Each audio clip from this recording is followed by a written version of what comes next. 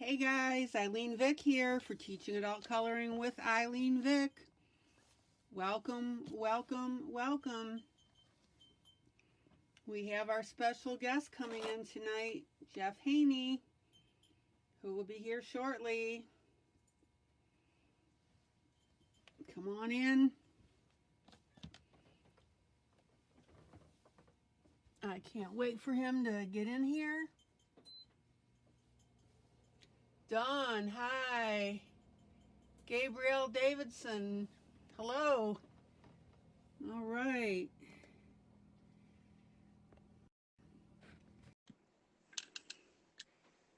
Come on in, everybody. This is a special event that we have here with Jeff. We're getting everything coordinated. Oh, plenty of that. I'm getting my kitty fix right now. And Dawn says I got my coffee plan.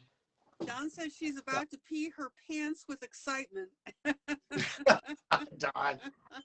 All right, hang on, right back. Let me go. I'm going to close my door so it's a little bit quieter. But I'm going to bring in. I'm going to bring in some guest kitties during the night, so you get to meet a lot of kitties. I hope so. Yes. Woo-hoo. Yay! Yay! All right. Yay! Let me get my computer going here.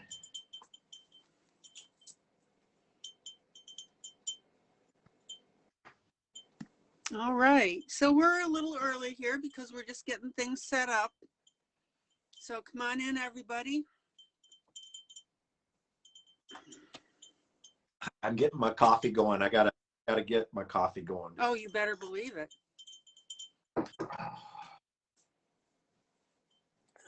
Let's see here. Hello, hello, hello to everybody that's coming in. Let's see, Dawn and Julie Claywell, Virginia, welcome. Jean, welcome. Oh. I need to share this with my color book group. Let me figure how to do that. Yeah, there should be a share button. Bonnie, welcome. Hey, there's not. Let's see. Maybe I can do that on my computer. Let me try it there. Yeah, just come into the group on your computer and see if you can hit the share button on that. Yeah, let me try that.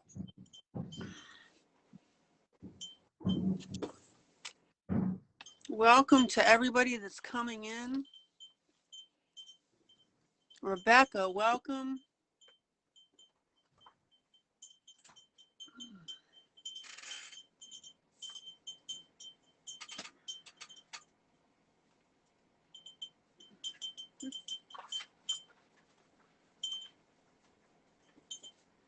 Let's see here.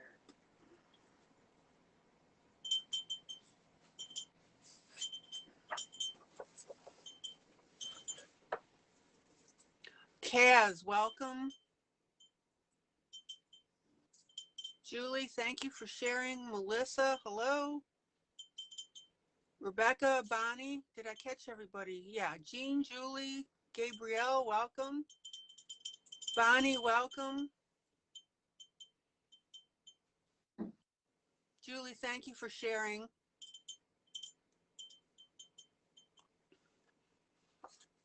Yes, please share the event.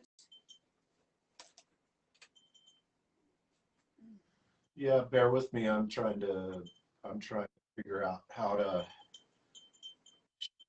do my coloring. Okay, Mikey, I don't need your help, baby. Thank you. That's awful, baby. That's awful sweet of you to help Daddy. Oh, you bet. Here we. You better believe they're going to help. Oh, they always do. That's why I have a kitty bed here. I'll show you. I have a kitty bed right. There's Mikey. I have a kitty bed right there. Got it. Next to my computer. Mikey. The little food bowl. Mikey. Colleen, welcome. Welcome, everybody. Yeah.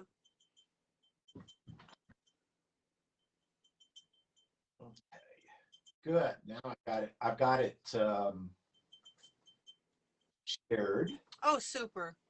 Okay, now Okay. I need. No, Okay. good. Okay. And I'll turn my sound down Okay. here. I don't want it to do an echo thing because the sound will come through the phone here. And I need to find. That is so funny. A piece of something black so we can all see that text. Because right now you guys can't see that. Oh, there we go. Sandra, welcome. Colleen, welcome. Colleen Haythorpe. Guys, if you would do a favor, please, please, please share this event. Just hit that share button.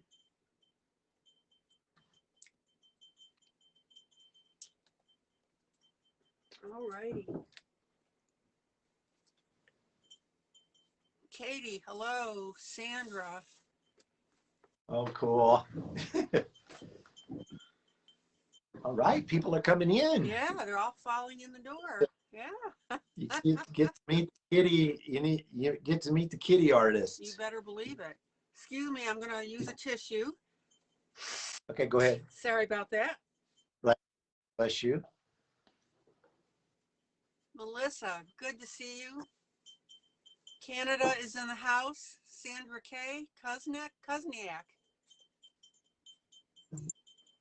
Ozzy. Hello, Sandra. Yes, Ozzy Orso. Look at his picture, profile picture. It's a cat. Isn't that cool? That's Lisa. That's one of my best friends, Lisa. Hi, Lisa. Lisa and Dave. Yeah, they're some of my followers and some of our Sherry and I's dearest friends. Yeah. Hi, you guys.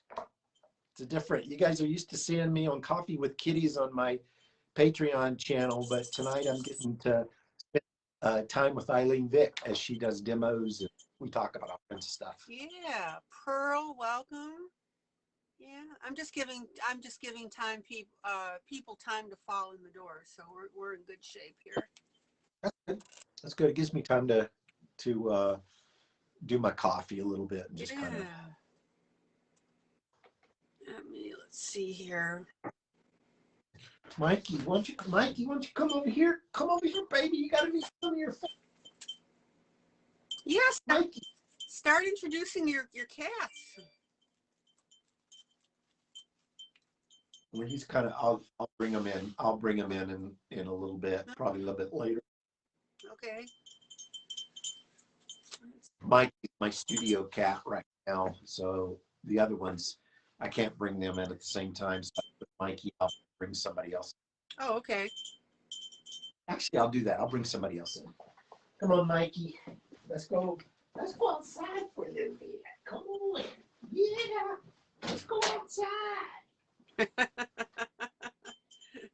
I promise you guys, Jeff is.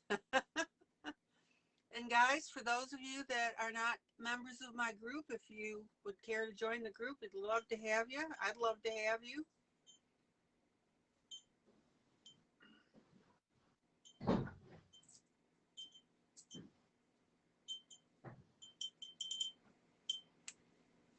Come on in. Gwen Floyd, welcome.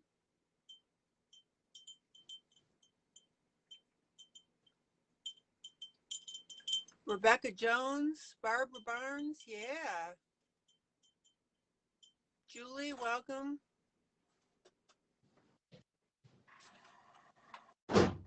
Yeah, we all have our cat voices, don't we?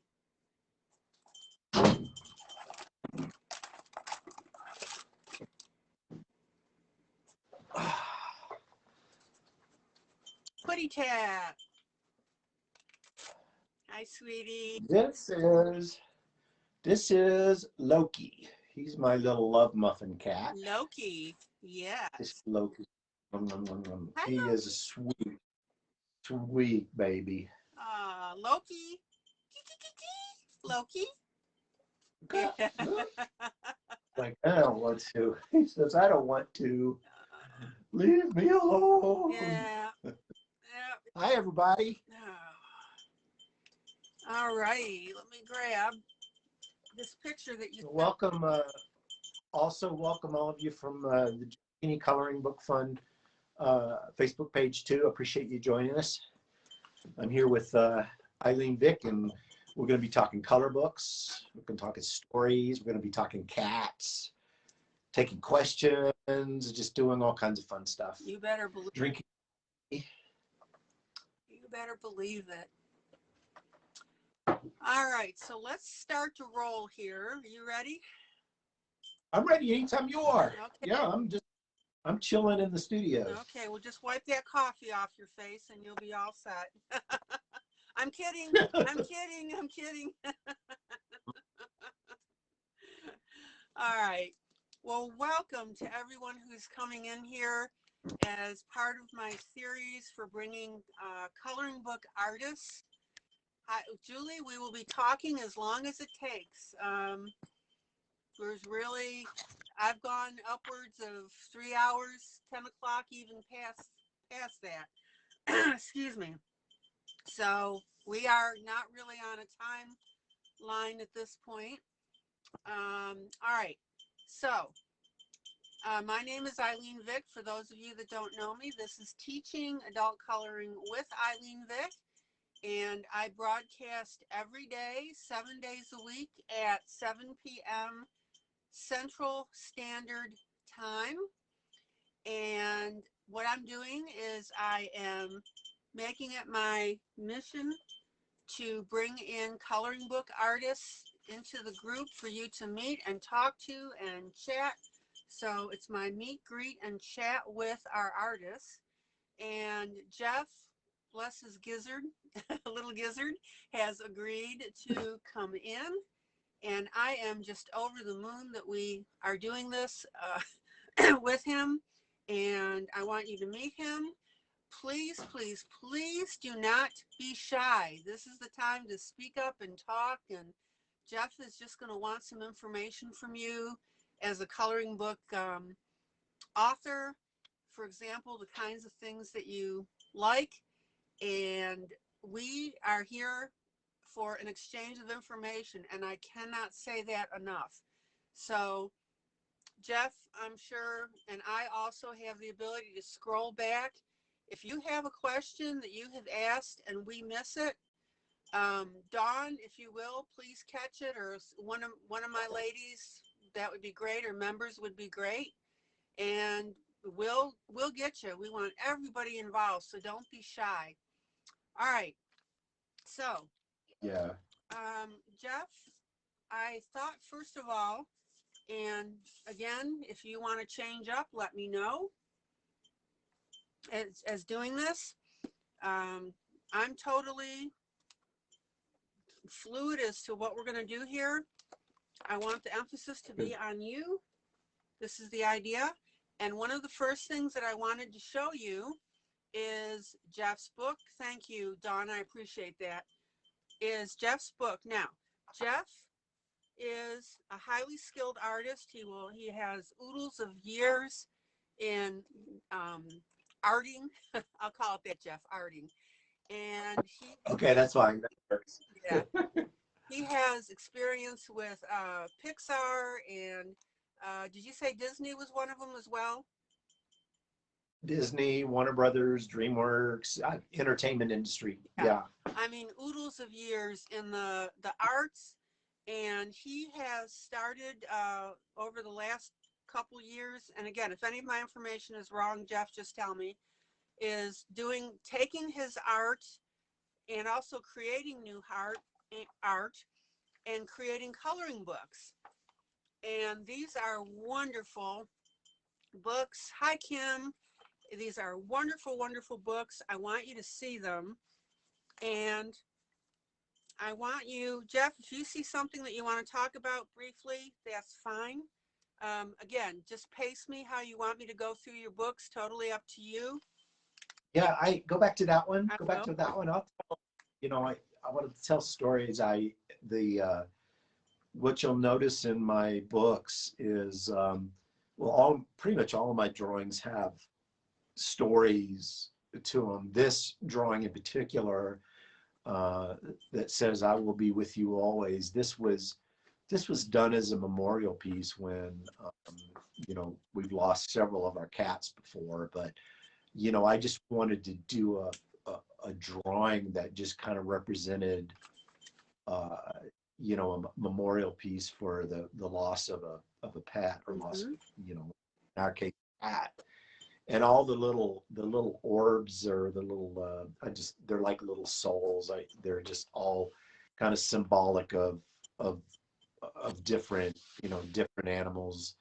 And you'll notice down at the bottom under the banner, they're like little memorial pins that are kind of connected to the banner. Yes. Yeah. Yes. And those are some pets we've had before in the past, and it's really meant for that. It's really meant to be kind of a memorial piece. And actually the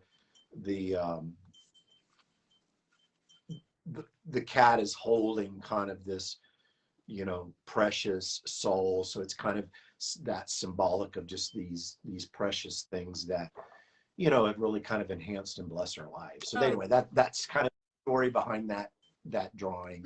Beautiful, beautiful. Now, if you know, Thank you. if you notice, Jeff, who for some reason I started to say Greg, does the light grayscale, and he is doing different kinds. Let me just show you here as we're going through. And each of his book has double pages, which is great, which means if you want to go ahead and play with the art. Now, those of you in my group, I happen to do that one. And this is, oh, that's beautiful. I love that. Yeah. I love that. That's beautiful. Well, thank you. Thank you. Put the glitter on there. You know, my little moniker, the Queen of Custom Coloring, and I really couldn't do it too much on this page, but I custom edit a lot of the pages, or enhance, I should say. And it's not really the glitter. It's literally adding things to the page, which I'm not really going to be showing here tonight because we're doing other things. Just a real quick thing though. For example, I took this Johanna Bosford and that's cool.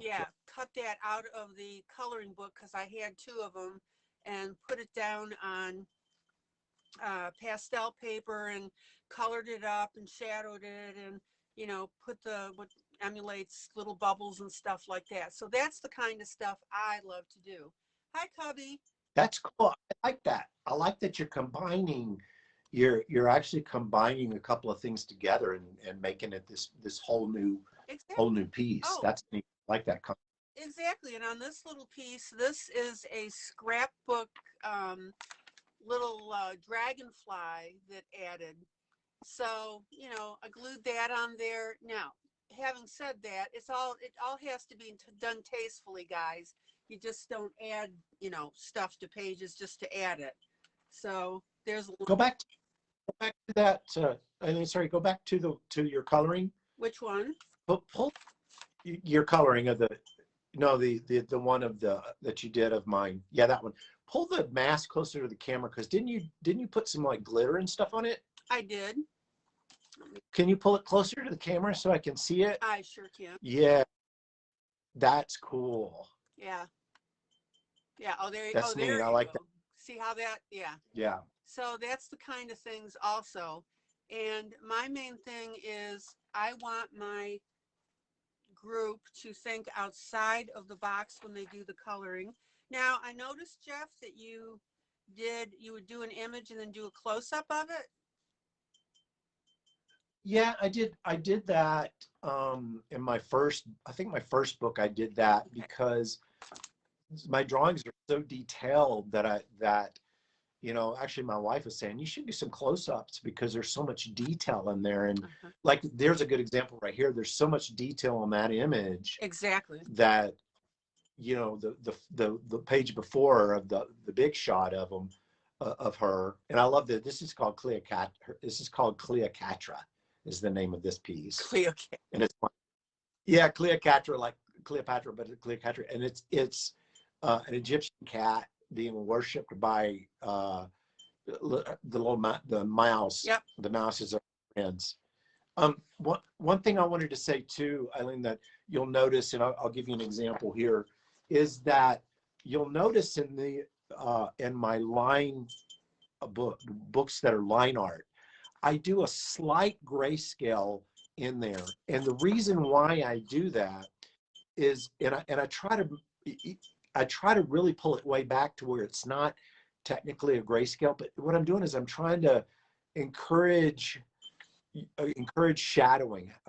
How I'm shadowing my drawings, I'm kind of encouraging a way to shadowing them, but it's light enough to where if you want to shadow it differently, you can. But it helps guide you a little bit if you want to know how to shadow it, because my drawings are set up that way. Exactly. Exactly. And it's perfect. Yeah. Go Juice. Coffee Cat. Love it. Ooh. Eyes of Face.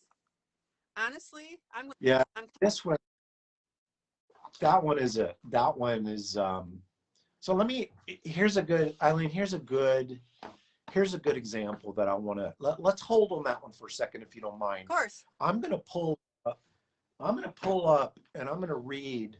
So right there on the left side of her down at the bottom, there's a story. And that story is actually the concept to this piece. And I think a lot of the viewers here, I'm hoping this will be something that will encourage you or bless you or give you thoughts. The title of this painting or this drawing is called Eyes of Faith.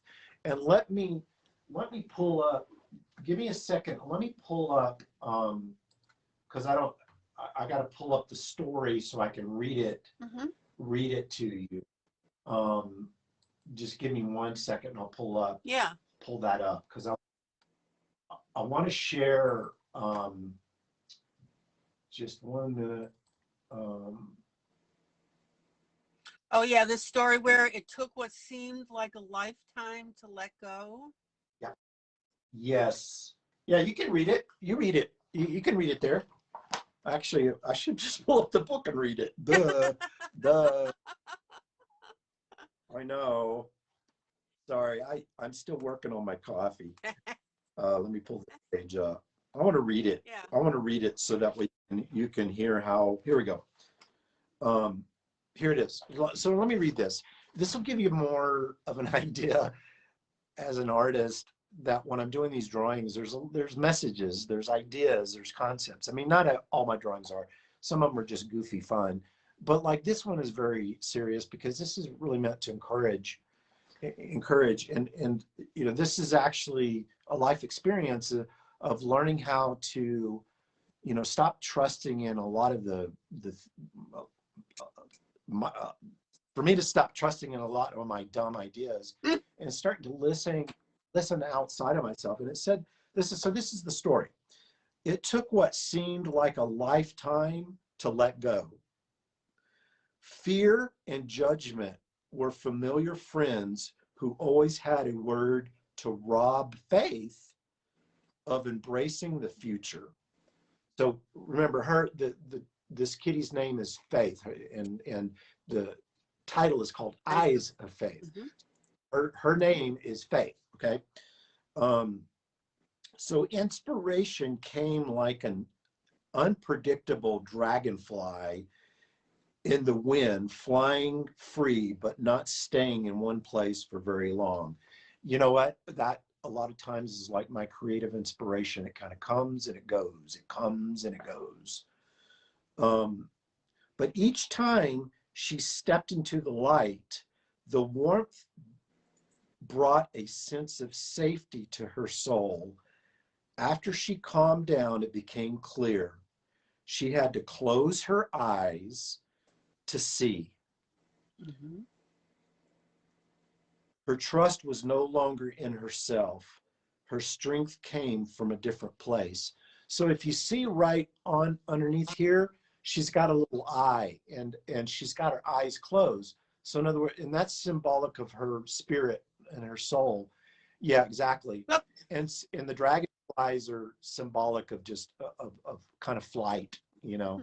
And so really the message behind this is learning how to trust you know, to trust in God, trust in things outside of ourselves, because, you know, we I don't know about you, but a lot of, you know, I make a lot of mistakes in my life. And so anyway, that piece is real special to me. Oh, It's a real special piece to me. and trust me, you don't have a market on the making mistakes. And the other thing too, which brings up a point, is I'm constantly talking to you guys about having trust in your coloring and to not look at something and be fearful and be afraid to start it. Please don't do that. We work a lot on that and we talk a lot about it in the group. And I started a Kirby Roseanne's to show you how to do that. And something like this, don't be afraid to start it. This one is called Feline Fantasy. On this one, let's see here, Hagar the Hairy. Love it. Yep, my Viking cat. What I enjoy is, you know, finding all the little mice in there. You know, it takes you a little bit just to find stuff. And guys, that's a neat thing too about Jeff's pictures, is that when you look at them, you look at them carefully, and there are just such neat things to find. There really are. They're like little treasure hunts. So this is a. Well, let me tell you. Mhm. Sorry to interrupt. Let me tell you about the. Now I was the art director for Big Fish Games in Seattle for 6 years, and I had a great team that I worked with, and we made hidden object games. So I was the I was on the art director for most of the Mystery Case Files games and the Hidden Expedition games, and that's what we did is we hid objects hid objects in the games, and so that's kind of where that's coming into a lot of my drawings. Beautiful stuff. And it's fun to find it. And as I was mentioning to Jeff too, let me look at something real quick, if I may.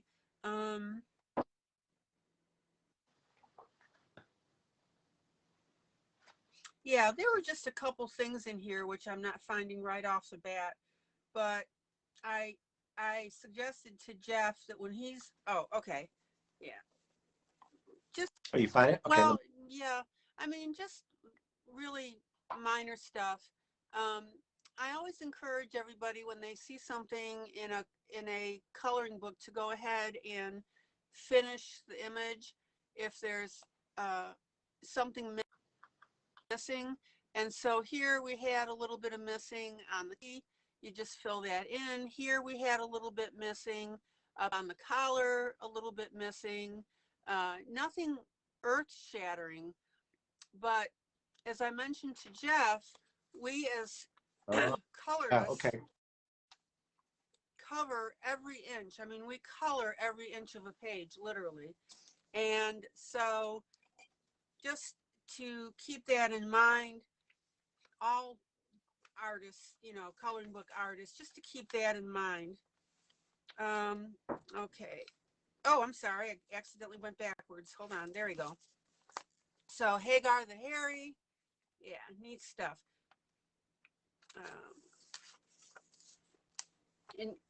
Incognito. Oh, Virginia said that her husband is gaga for those games. So apparently there's those good. we're working Good. on. Yeah. All right. Good. So incognito. Yeah, Yep. Go ahead. I was just gonna say I don't.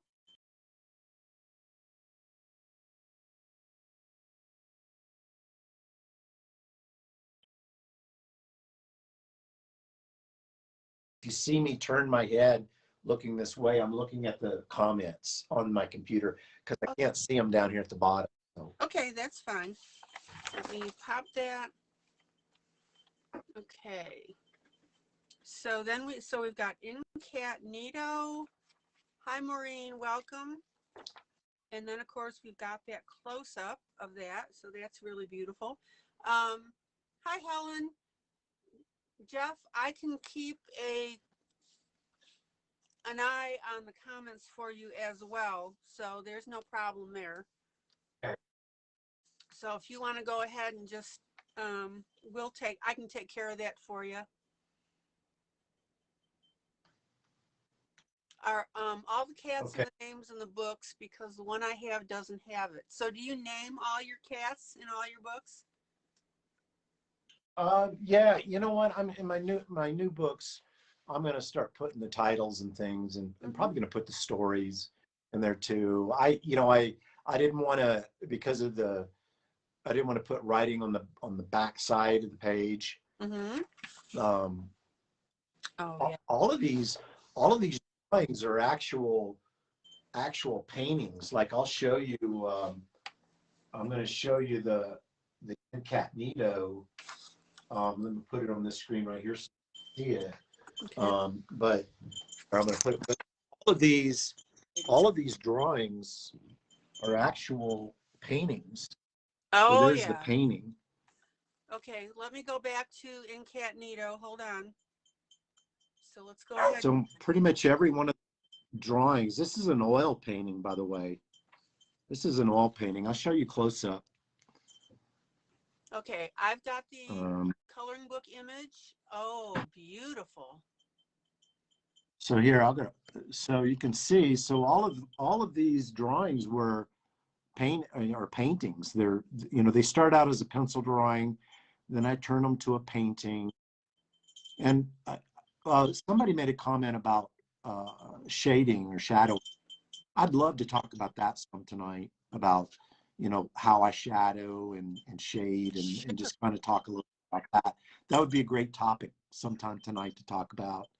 But you can see that this is actually an oil painting, and so all those details that are in that pencil drawing are there in the painting. Mm-hmm.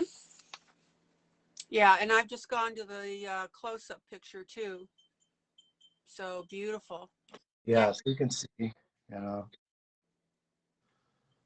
it's so interesting to see the image, the coloring book image next to the painting that inspired it. So that's beautiful. Okay. Thank you. All right. Writing my memories. Yeah. Okay, so my friend Lisa and David are actually viewing. They're actually on. I got to tell stories. I love telling stories. I want you to know a little bit more about me. I'm not afraid to share. That drawing right there, the one with the cat in the cafe. I did that drawing in a little town called Colmar, France, where Sherry and I, which we met our friends David and Lisa, we went to school with them actually. So we've been friends for 37 years or something like that. Anyway, I think it was our 30th year of friendship. We decided to spend a month in Colmar, France together, and we rented a flat, and we had a blast visiting all these little wine towns in France and right on the edge of Germany as well. And I did that drawing during our trip when we were there, and that's where all those inspirations came from. Wow, that is so neat. What a neat memory. I mean, that's just neat in itself too. And what are your friends' names? David and Lisa Elam, they're watching right now. They live up in North Carolina, but they're one of just been incredible supporters and collectors. But we've been friends. We went to school together. Actually, Lisa was my wife Sherry's roommate in college, and so that's kind of where we met. And it's so funny is when I met Lisa for the first time, and when I was in college. Okay, as an artist in college, I worked all the time. I didn't sleep. I mean, I had bags under my eyes, and I was thin. I think I weighed like 115 pounds or something in college. And when Lisa met me the first time, and I was dating Sherry, after I left, Lisa asked Sherry, she said, "Is he sick or something?" I was just like, "No, I never eat because I work all the time." Well, hello to David Which and I, Lisa. Yeah. yeah, I don't have that problem now. That's Ozzy Orso, I think is it. Ozzy is their name on the, yeah. They're watching. Oh, okay, good, good, good. All right, so let me pop over to, now I tend to cut my books apart, so I believe I've got everything and went through. All right, let me just pull that and make sure. Give me a second here. Let me make sure I got everything. Oh no, I got more. Okay, so we've got these, and then we've got this one. Let's see here. So we got that. And then one of my cats, the Howard, stole my Yeah. pen and changed my drawing. The little rascal. Can you help me find what he changed? Oh, okay. Well, Yeah, I had to throw in a little bit of a game, and since I worked on so many games, I had to throw in a game that these are classic games called Spot the Difference. So I just took the same drawing and I made changes. So, well, I didn't, but Howard did. Howard did all the changes. So you have to kind of. Lila says I murder my books. Oh, really? Okay. So this one is Tuna Dreams.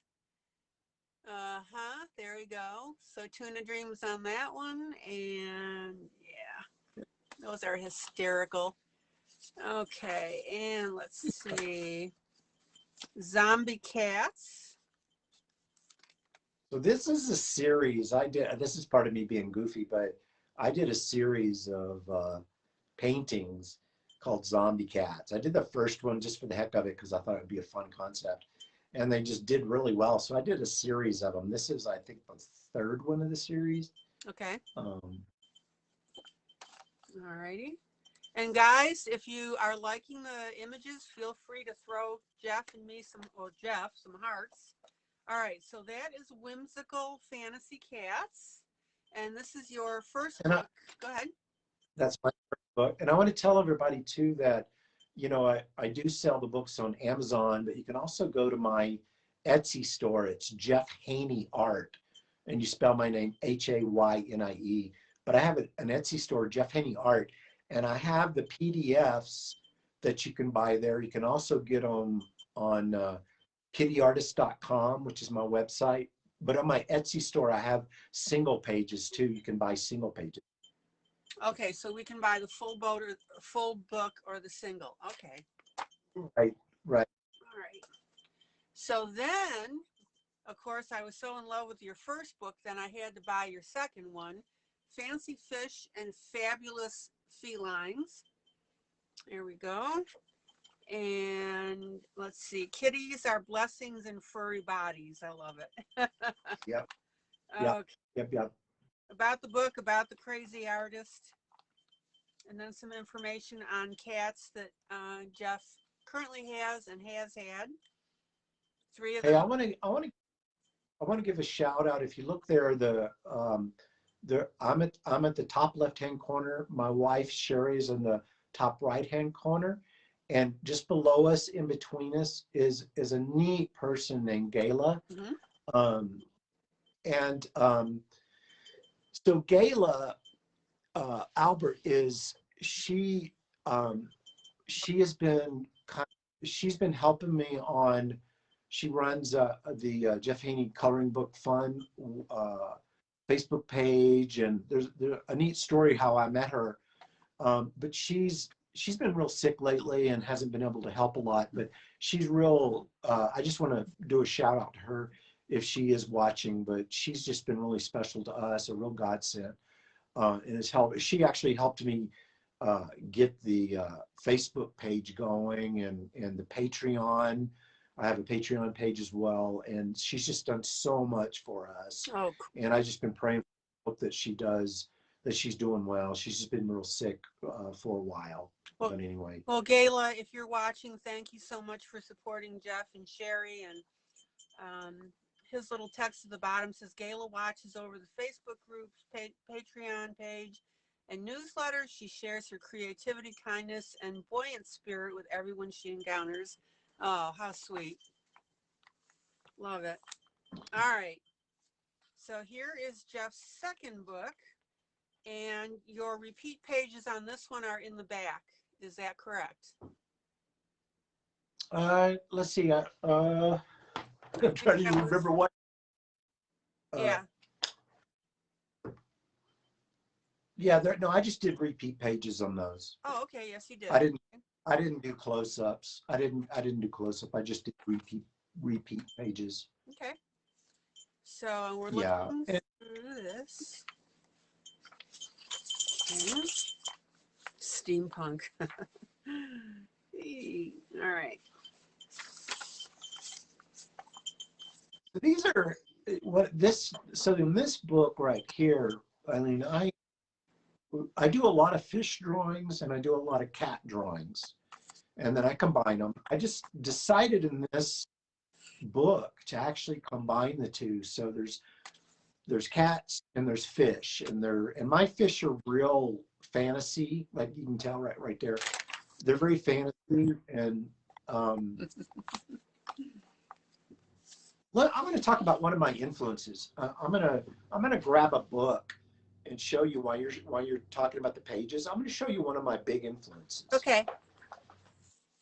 So in this particular book, guys, Jeff has gone through and is showing his different combinations. Now, again, the fish and the cats.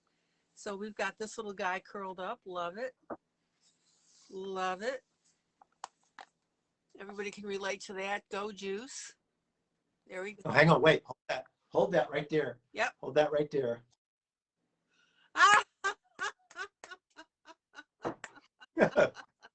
Yeah, I posed for that. We all need to. Oh man. Now we're all I'm gonna screenshot that now and just spread that all over the You place. gotta screenshot that. You know what? Life is too short not to just have fun and just be joyful and just enjoy every moment, savor every moment. Oh yeah. All right.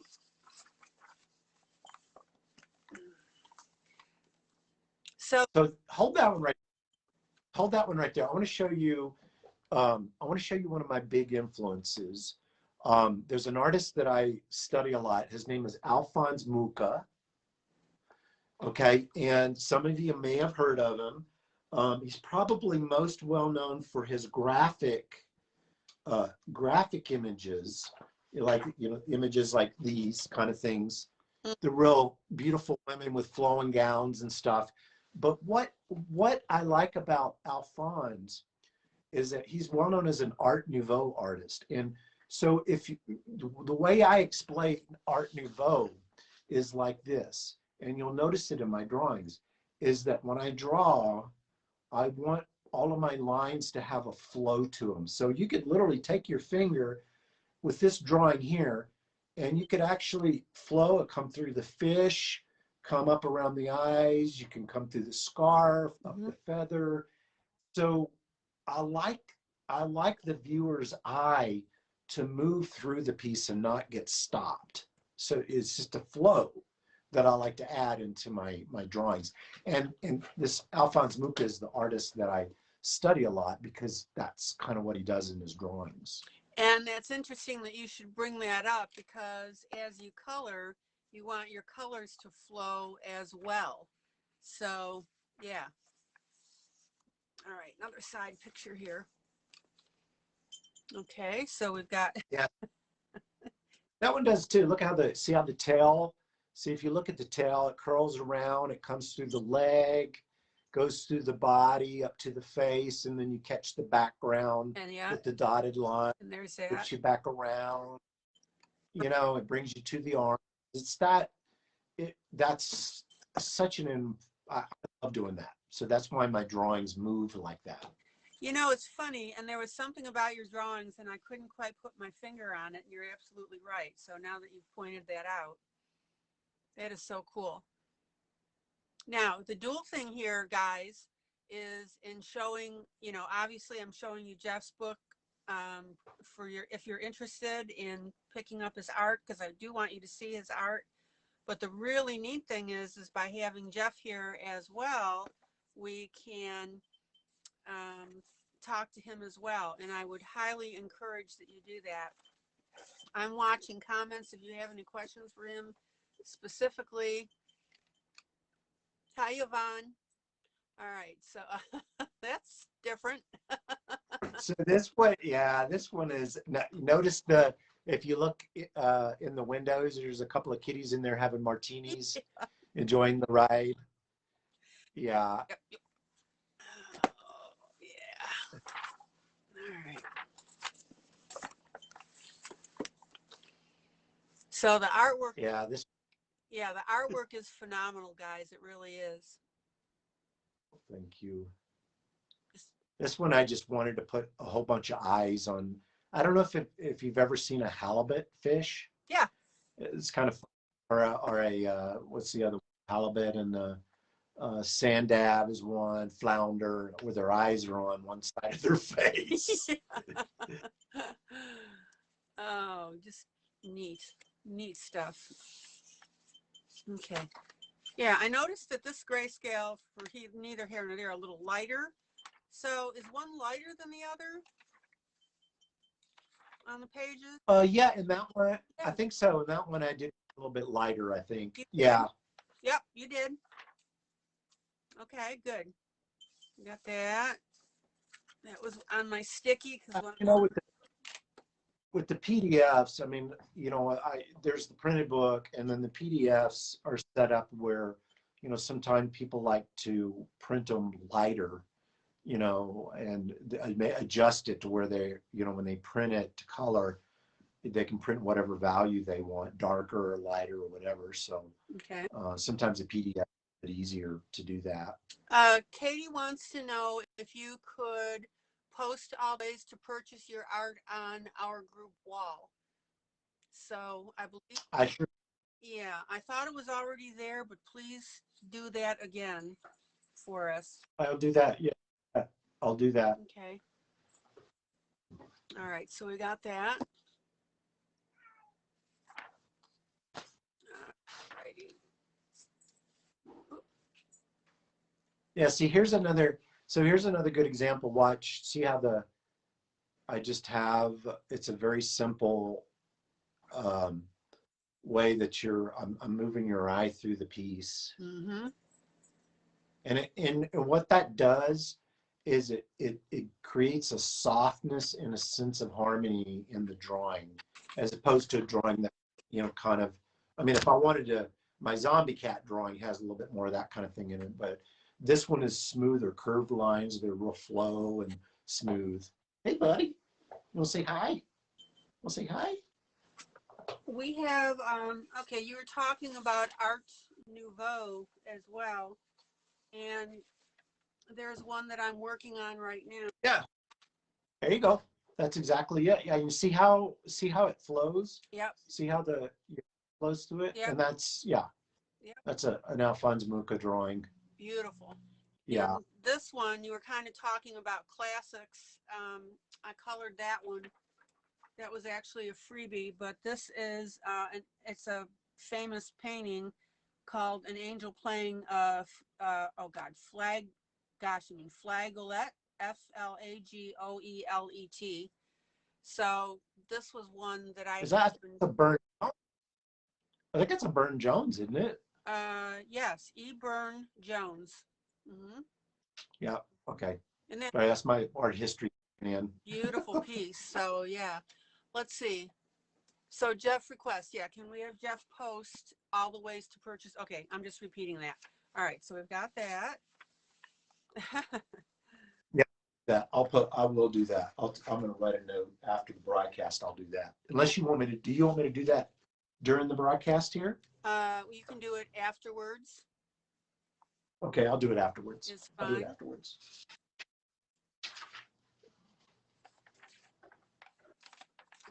Okay.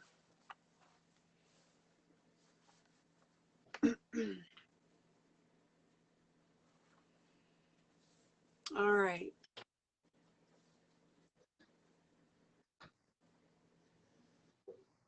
All right, and I was just sitting on this picture for you to turn back.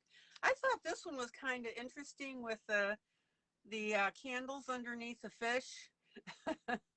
Yeah. Let me Why? show you. I'm going to show you the. I'm going to show you the. I'm going to show you the painting of that. Okay. Uh, Let me show you the painting of that. It's fun. This painting is called um, uh, patron. The patron saint of salmons is the name of that painting. Let me show you the one of the. Let's see.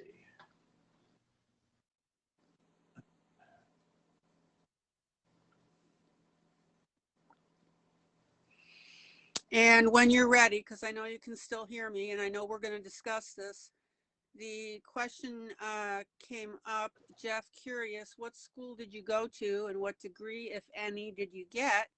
And did you get a job straight out of school in the art world, or did you starve for a while? And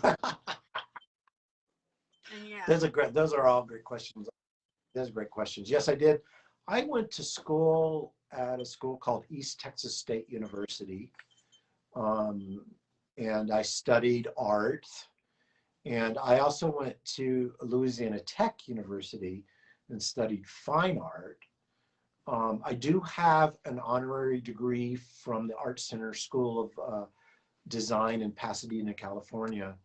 But my main training was I was trained as a classical painter, and then I went to illustration school and learned the business of illustration. And when I started, during school, I started to freelance doing illustrations. Um, and I did all kinds of illustrations, but it was all freelance. So probably my first years, 5 years or more, I freelanced and yes, just about starved. Yeah. Uh, So my question is, what's with the boobs on here? I mean, were we? oh, everybody says that. Well, this is the yoga cat. I know. And it was, let me just say this. It's never meant to offend anybody. It was just that it was a yoga cat. And I was just kind of thinking that, with the yoga cat, these yoga outfits, they're always these tight, like outfits or whatever. And so I just decided to put boobs on her. There Sorry. you go. No, don't apologize. Julie says your group, Jeff Haynie Coloring Book, fun here on Facebook and patreon.com/Jeff Haynie Art. Okay. What was that one? Oh, yeah. What was that one picture that you were starting? This one you were going to show us? Let me show you. Yeah, so this is called the patron saint of salmons. And this is actually a digital painting. This is a computer painting. Uh-huh. And notice so this cat loves to eat salmon. And, salmon is a good source of omega-3s. And I did, if you notice right here, there's a funny little thing I did. There is an A for the alpha omega-3s. I see it. I don't know if you could see that. Yeah. There's a little fish necklace here. And then, so I wanted to kind of make it look like an icon and a sacred image with the candles and everything. So that's cool. That painting. Okay, we're there. All right. You're there. All right. So we got this. All right. Let's see. Yeah, the book I have, yeah, guys, is the regular one. It is not the grayscale. And Jeff has published both this one and a grayscale version on and available on Amazon, of course. Okay, so you got this one. Yeah, like my first book. On my first book, this is the grayscale version. I changed the cut. It's the same drawings. It's just in grayscale. And I wanted to do that because some people like to do grayscale and some people like to do line. And I want to provide both. Okay. Yeah, and I'm doing a lot with everybody in my group. about grayscale, and they're all learning very quickly that it's nothing to be afraid of. So Right. we're working on it. Okay, now let me get that. There we go. So this one now is your fantastical visions, and interesting, that same image on the bottom there. Okay, and Yeah. again, don't be afraid to dream. And this is Jeff's 2020 book. The last one was also 2020. And let's see, so we'll get that. And by the way, thank you so much for Jeff's people that are coming in and watching this and giving all the information to about him as well. Sandra says, how about a book where the first copy is regular line art? Oh, and the second copy is grayscale. A great idea. That's a great idea. That's a really good idea. I love that idea. Absolutely love that idea. That's a great idea. And Sandra, you really hit it. Yeah. I never thought of that, because people can do the line art that are obviously afraid, obviously, but if they're afraid of grayscale, that gives them the option then to go back and color. Oh my gosh, that would be a fantastic idea. That is a great idea. That is a idea. And you would probably want to go maybe with a slightly lighter grayscale when you do it, and then just have a normal grayscale. Tell me about, so I'm curious, that topic right there, why is there, because I've heard that before about a lighter grayscale, and I'm afraid I may be doing it too dark for some people. And tell me, why is the lighter grayscale better than the darker one?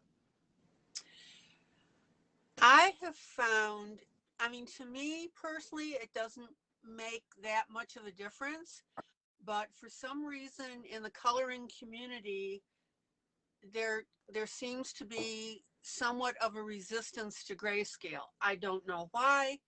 I don't understand it. I just don't think that people have been adequately taught how to do it properly. And so a lot of people are afraid of it. And as Dawn says, the darker grayscale may overwhelm some of the pastel colors. Let me grab a book and show you something here. Hold on. And I'd love anybody to comment on that. I'd love to hear your thoughts on kind of pros and cons, because I've been thinking about that.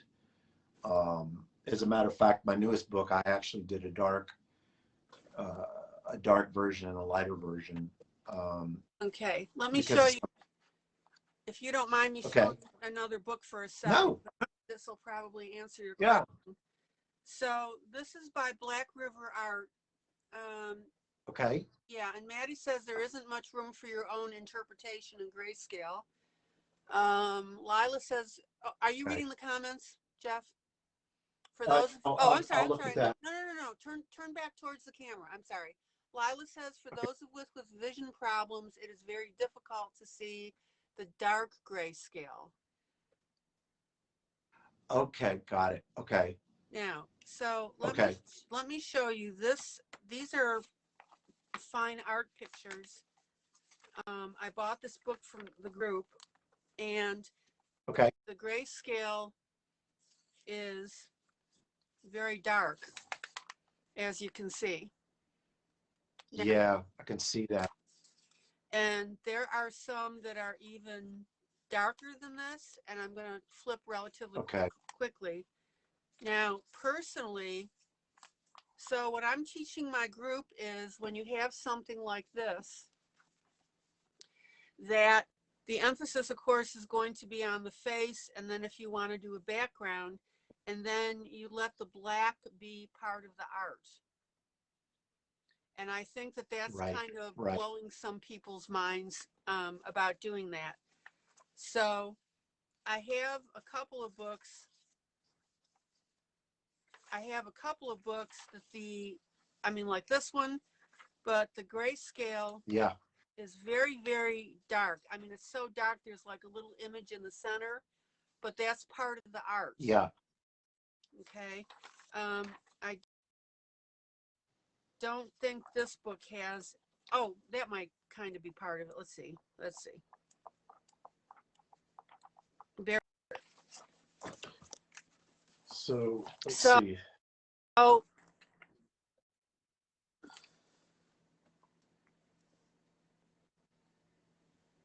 so right here, to me, artistically, that's the art, is to have the black, and then this would really, you know, pop up when you go to do the coloring. But some people have Okay. a little bit of problem with that. So that's why. And when I find my other book, I will shoot you some pictures to show you. I mean, they are really dark. Okay. Well, let me ask a question then. Can I ask a question? Oh, of course you can. My gosh, yes. Go ahead. So like example, because it's I'd love to have people's feedback. I'm still, we're always learning. And as an artist, you know, I'm, I'm doing these drawings for people to enjoy. And so if they're having trouble with ones, I want to know that, like the closed line, like you were talking about, those are things that I'm going to be a little bit more careful about so I don't confuse people. But like, let's take, this is a grayscale, one of the grayscale. So like an image like this, would it be better if I was to take these big areas of black and just lighten them some so you can see the detail in there more? And same thing in the ears, that kind of thing. Would that help instead of just lightening the whole picture? Let's see, to get more people coloring. Okay, so Sherry's beginners and newbies to grayscale have a real hard time with the dark stuff. Yep. Sherry Sullivan says to get more people coloring, you need to go lighter. Sandra K says yes, she would like it lighter. Maddie says yes, she would like it. Dawn says yes, she would like it lighter. Okay. Okay. That's good. Okay, that's good.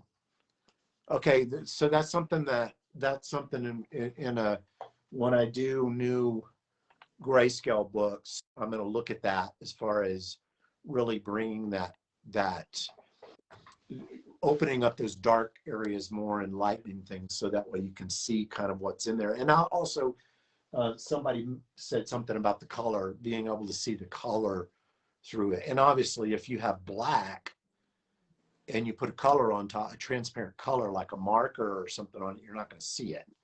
So that makes sense. Well, and a couple of things. Okay, so Sherry, Lila says, Sherry, it's hard for people, for me with vision problems, to see details. It just looks like black blobs.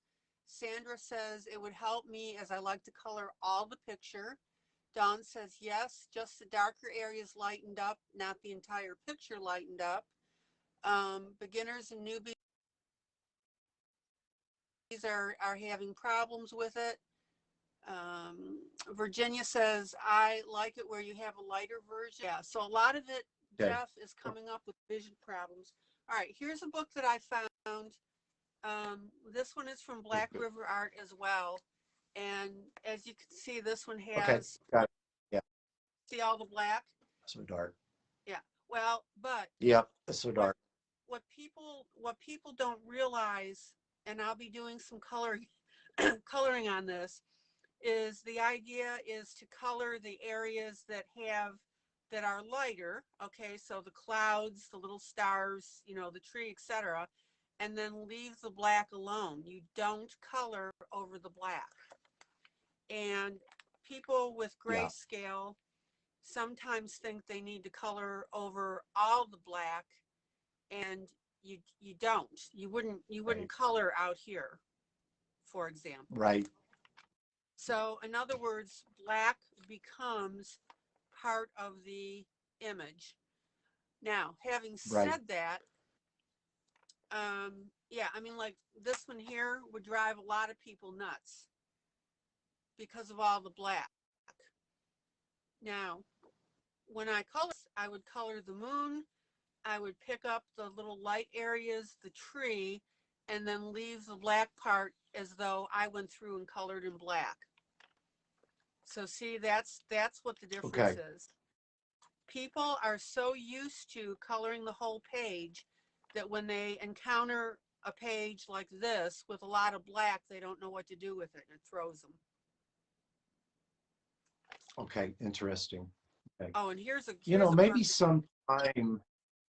Yeah, that's a great example. I can see that. And Yeah. Artists, when they make these pictures, what we're used to, what we're used to doing with, especially if you're a realistic artist, is being able to shadow things and model things.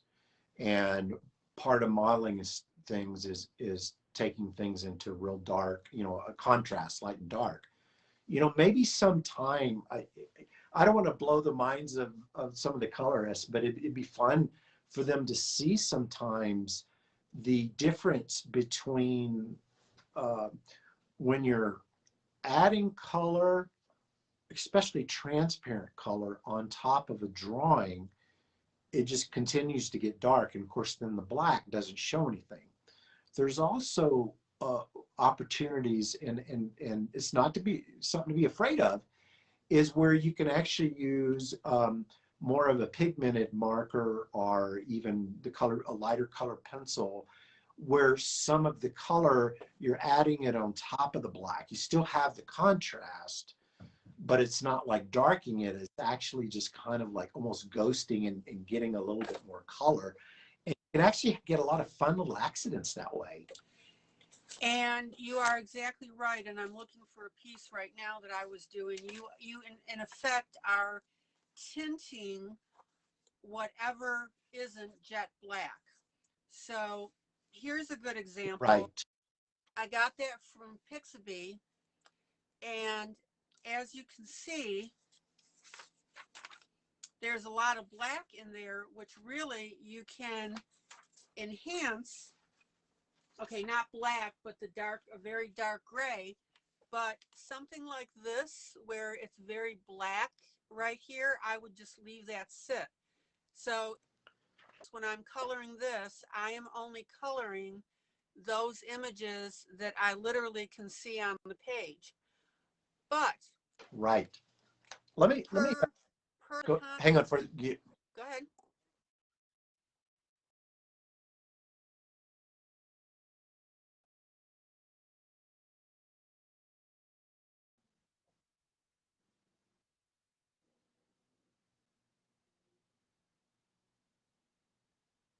Uh-oh, I lost your.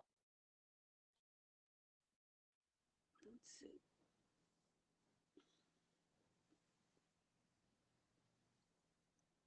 Okay.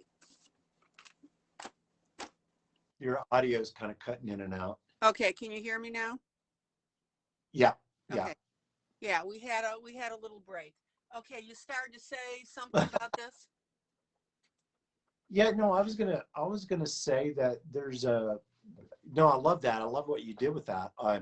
There is a technique. Again, if people are interested in techniques, it's fun to show that. And I'm going to be doing videos and things on techniques and stuff. You're already doing a lot of techniques and stuff, but there's a way with a colored pencil where you can actually color, and I could grab a colored pencil and show you what I mean, where you can actually color over the light area and the dark area simultaneously.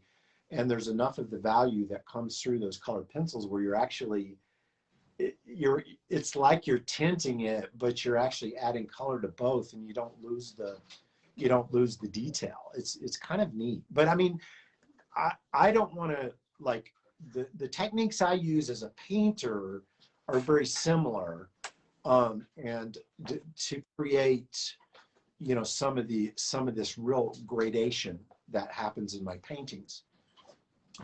Well, and that's exactly right, and that's what I'm teaching everybody when I do grayscale, is that when you are coloring over a dark area, you are tinting it, and that color is actually showing through. Now, this is a piece Yeah, by that's Dawn Boyer, and she actually is in the room as well. And hi, Dawn. yeah, and she, you know, you can see this, the different shades of gray. And even in this area up here that looks a little bit darker, I would still Yeah, color that up to probably about here, because that's black black. But see, you've got some really nice yeah, areas where you can still in effect tint that. So the black, yeah, the black becomes one of the colors that you're using. And that's what I am trying to, or that's what I'm teaching people, that even when you go through and you're coloring an area such as here, it still is going to pick up. So that is what I right. wanted everybody to see, how beautifully that still is going to come and show a richness. Yes, yeah, that looks good. Yeah, it looks great. Yeah, because you want to keep that contrast, and I totally understand too that sometimes when you're doing line work, you don't have to worry about making some of those decisions, or you can make your own decisions of what you want dark or light, or it gives you a little bit more freedom when you're trying to color on top of some value like that. I could see how that could be frustrating if to make that look the way you want it to look. Yeah, and when people, exactly, people are used to line art. By the way, guys, and this is for everybody, if for some reason we lose the connection, I will still be back on. Just give me, 5 minutes to come back on, and I will come back on, because we seem to be having a little bit of a lag once in a while. So just to let everybody know. Okay. Yeah, it looks like on the website, on your Facebook page. Oh, it is a lag. I see. It's just lagging. Okay. All right. That's because Well, you got so many people watching. there you go. There you go. All right, so this is your fantastical visions. Now, do you guys feel that this grayscale is too dark? Let's see what the room thinks. And there are two versions of this. There's a lighter one, and there is a more defined, darker one. So you guys can make comments while I'm flipping here. Okay.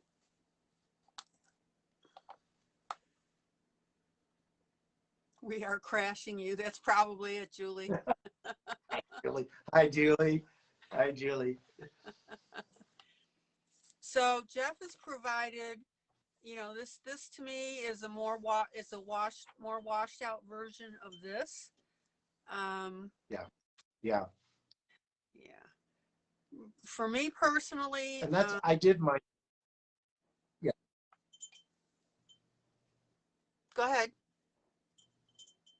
Oh, I was just going to say that in my new book, I wanted to do a lighter version because of some of these comments. But I'm excited to hear people talk about it and give me your thoughts, because it just helps me learn and provide better books. Okay. All right. Let's flip through here. Now, for me personally, I prefer the darker, because when you're done coloring, it gives you a lot richer. But I wouldn't want anything darker than this.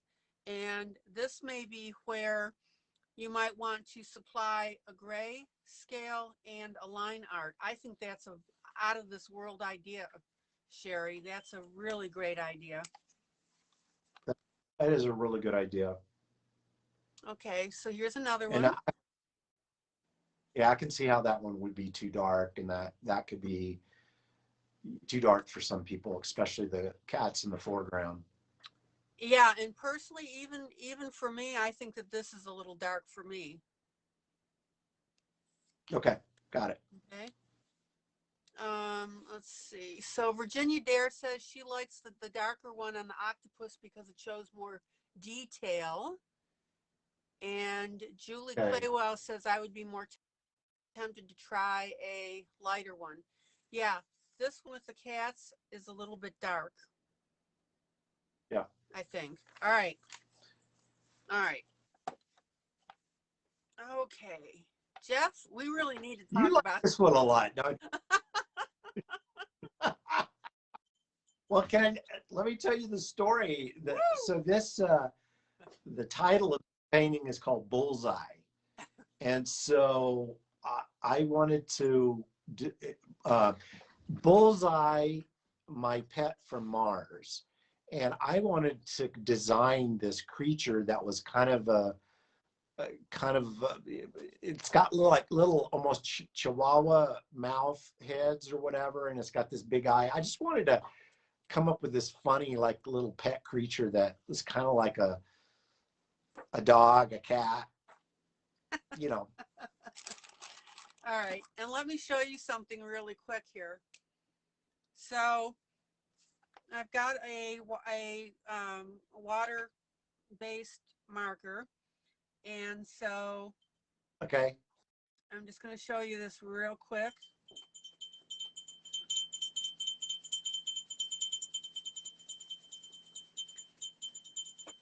Although I didn't spray the page first because I like to do that. There, see how that runs on that? So Yeah. I would go ahead and color that and then just pull that blue down. After having it sprayed it with a Krylon, but see, that's what I like to do with something like this. So I just wanted to Bring it show up you. close to the. Yeah, I'll bring Bring it up. it close to the. I can see it a little closer. Oh yeah, that's great. See, it's similar to a glazing technique, but it's used the markers. That's great. That's a good way to do it. And actually, you're right. The Krylon spray it keeps it from absorbing so fast. Gives you time to kind of smear it. And exactly, and that's a big thing too that I've been talking about in my room is spraying everything first. And it's made such a huge difference with marker, and everybody has been really excited then about markers for those of you that were afraid of it. This one, the moon, I would probably use pastel chalk to lighten that up. I think that would be absolutely beautiful. And one little tool that I found that I am so in love with, this is one of those pry it out of my, cold dead hands, are these little sponge tip applicators. Now, they're That's just got great. full makeup, they're spongy, and I like them because they're 3 inches in length. And so if I were coloring that, and I'm just 2 seconds here. No, go do it. I want to see it. That's great.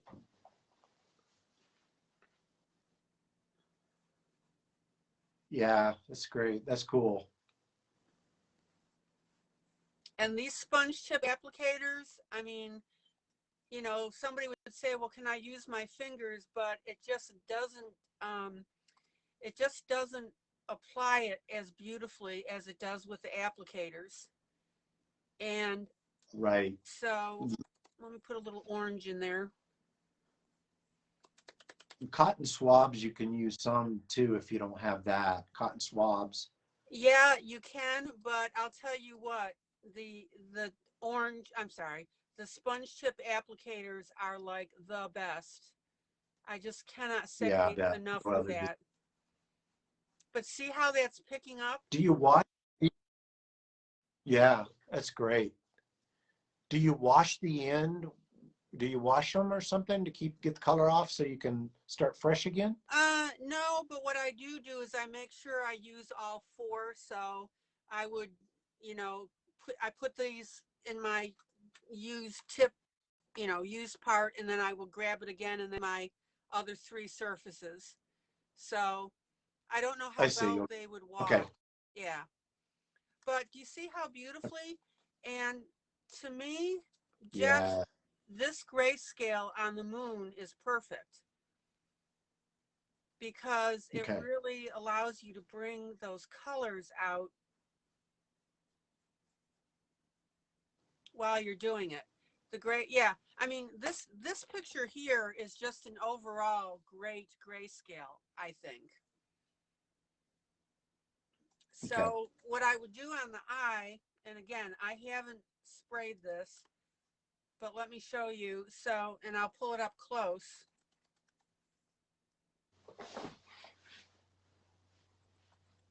Is what I like to do and tell everybody is go ahead and do dark on the eye on the top. Now I got to blend this a little better, you know, for the blue, but see, That looks good. Yeah. Yeah. so that works beautifully. Yeah, that's But great. see how beautifully, and that just boom. And when I color the That's rest of great. this, I would probably leave that and then make that the lighter gold color. So just a thought process That's, on that. do you spray it with work fixative or something afterwards after you're done?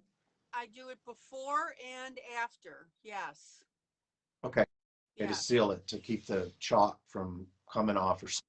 Okay, good. Yes, sir. That's great. Well, And the pastels are great. That's a great type of color with. yeah, and these are just chalk pastels. They are not oil.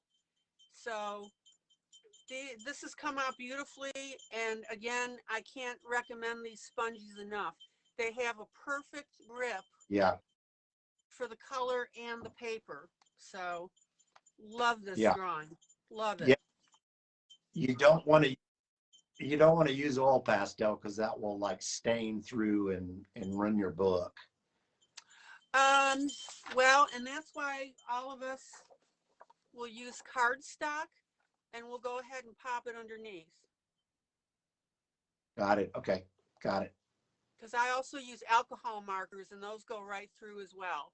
So It's that's what we, it's cool for me to see how people are coloring because I on my Facebook Jeff Haynie coloring book fun. I mean, there people are just doing amazing coloring, but it's neat actually seeing you do it and how some of the stuff is applied.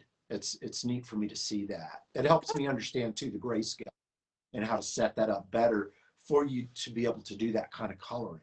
That's good. really neat. Yeah, and like on grayscale, and please in the room, yes, no on this. I think this is a great grayscale for everybody. It's not too dark. You can see everything. You can, you know, play with the coffee stream in a really neat brownish, whatever color. And also, if you want to, you can put your pastel on something like this and still have it come out looking beautiful. Um, let me Yeah, cool. let me show you this if I'm, and anybody else in the room who's having a little bit of heebie-jeebies here on your grayscale, you can go ahead and I'll come up close in a moment with that. All right, let me get a slightly darker blue here.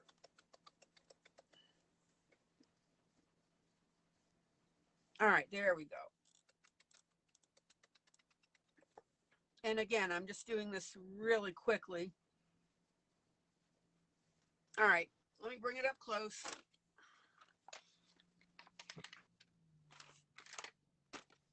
Can everybody? Yeah, that's great. Yeah, yeah, that's cool. And see what you're doing. So ILene, what you're doing is what I was talking about. You could do this where you could also do it with colored pencil too, which it's kind of the same as what you're doing, but it's what you're doing is you're adding some pigment into that shadow area, and it's not necessarily lightening it up, but it's actually making it richer. And that's a neat technique. The pastels are great. That's a great technique for that, the chalk. I Exactly. like that. And honestly, Jeff, I would probably not use pencil on this because with the blending now that I'm doing, and I finally found a good blue. Let's see, yeah, and you can see this on camera even further away here, but that blue now is picking up the gray. And yeah, I mean, you can use pencil. I mean, what am I saying? I just found that the sponge and the chalk just bring out the blue or the coloring absolutely beautifully on that gray. Well, and the thing about it is you're using that to blend. When you're doing it with your hand, it's a little harder to get a nice blend. When you're smearing it like what you're doing, that's a great technique, and it's easier to blend and get a smoother blend. So I like that technique. I like that technique a lot. So for those of you that are afraid of grayscale, you know, go to your local dollar store, get the sponge applicators and play with the grayscale with the chalk. And then start working in your camera, your colored pencil. So yeah, I mean, you can do colored pencil on this beautifully, especially after you pre-spray it with the Krylon and your marker. So yeah, yeah. All right. You know, the other thing, Eileen, that I use when I'm doing that, the applicator is great because you can get real surgical with it. The other thing I like to do is a Kleenex, a soft Kleenex, not something that has lotion in it, but a soft Kleenex. And you can kind of do at the end, you can kind of buff a little bit, just real lightly, and actually smooth it a little bit more if you want. And that actually works really well too. And then you know you throw the Kleenex away and then use a different one for Exactly. another color. But that actually works really good too. You can also Oh yeah, makeup applicators are good. yep, right. Honestly, That's a good. yeah. These are not my fav only because I have a little trouble keeping them on my finger because my hands are so big. But makeup, you know, makeup applicators, if they work for you, have at it. Tissue, beautiful. Um, you know, the sponge tip applicator works really well. Whatever works for you is great. All right. James Bond cat. I got he is like a Frank Sinatra cat.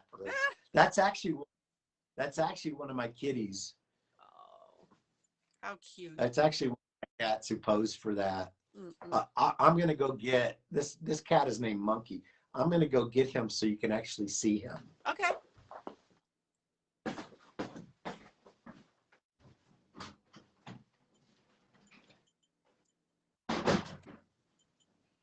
Oh, I hope you guys are enjoying this. I'm having a ball. Please share this if you would. Just do a share. Hello, Canada. Again. Oh.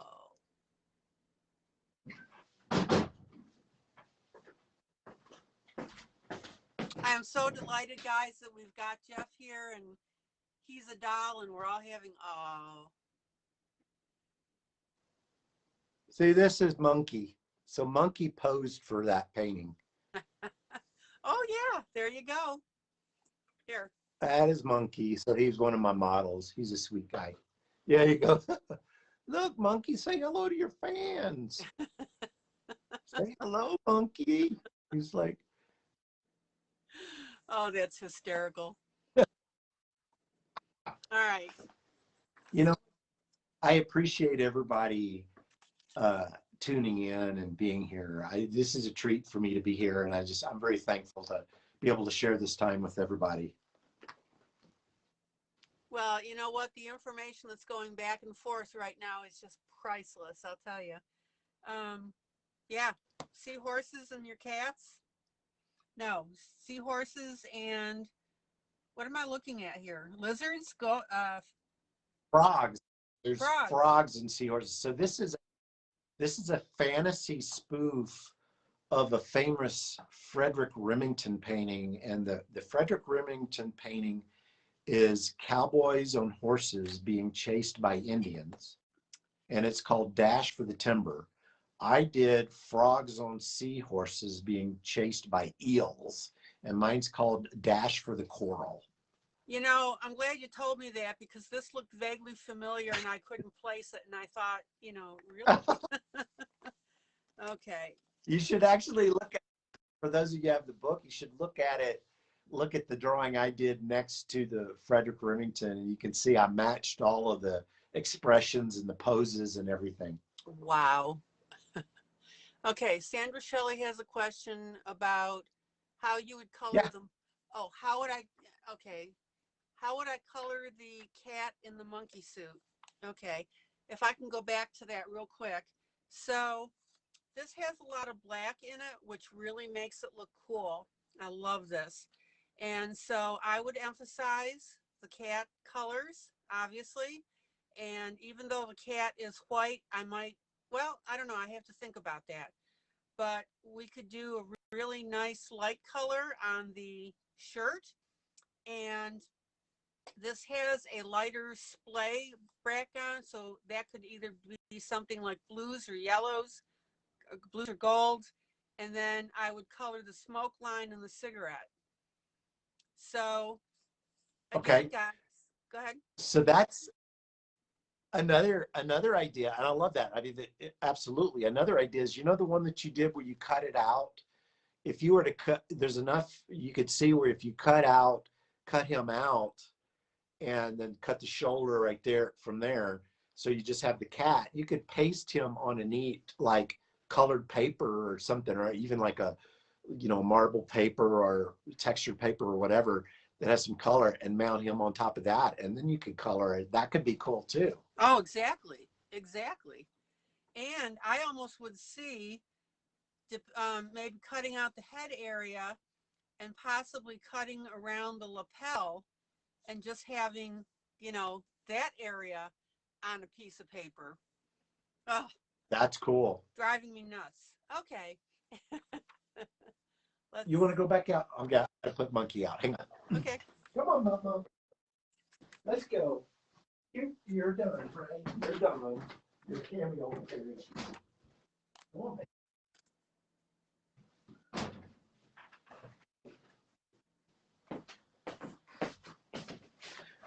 Something, Eileen, I want to mention to all the colorists out there. There was one of my mentors who taught me about painting. I, and this question I hear a lot of colorists ask is, how do you choose your colors? How do I choose colors? And I remember my mentor would say, pick colors that you like, colors that look good. There's a lot of experimenting when you put colors together.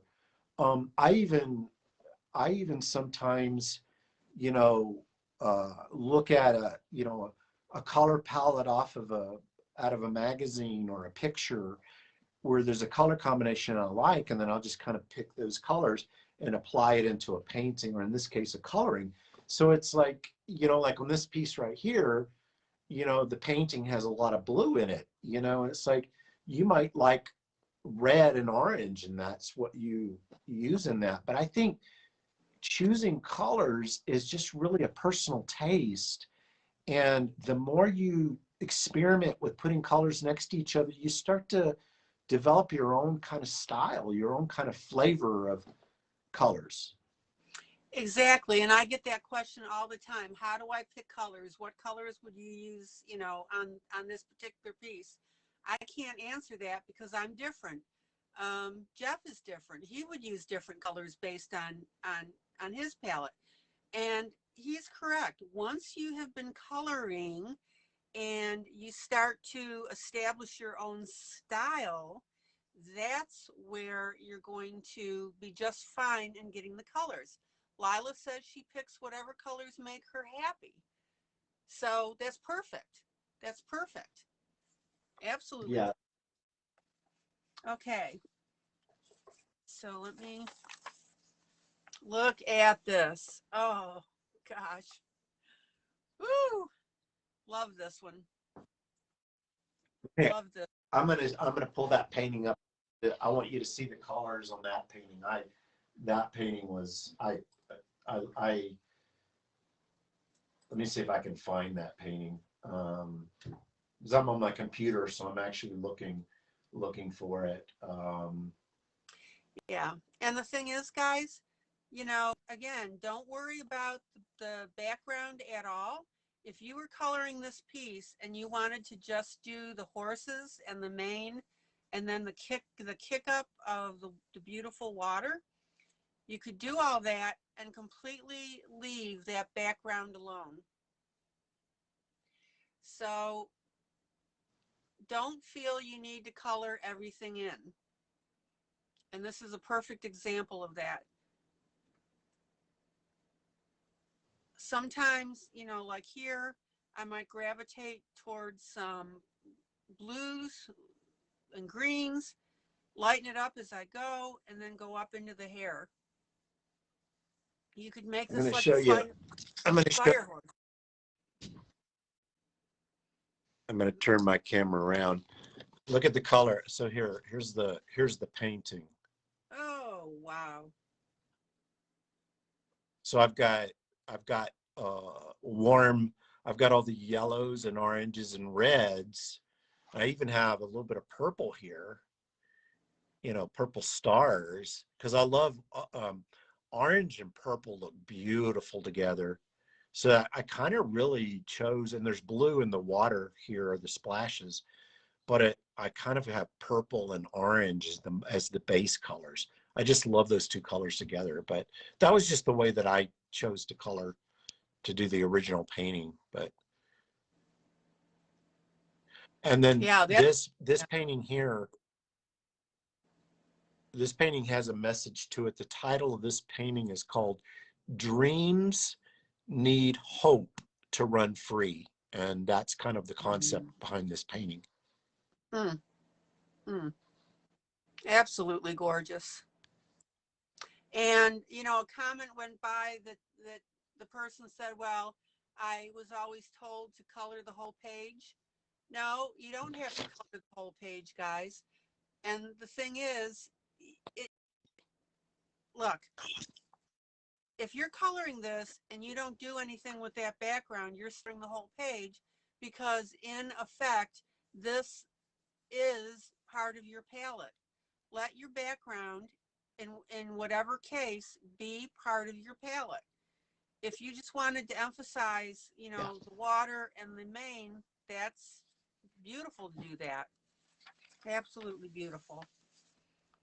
Okay, so back to our cats on this one. Got that. And let's see here. Okay, and then our fish image. Oh, you guys ready for this one? There you go. Beautiful. And I love the... Here, I'll show you. Go ahead. Oh, I'm sorry. There's a lag, so I apologize. I don't mean to interrupt you. That little lag. I'm going to show you the colors on this piece. Let me flip my camera around.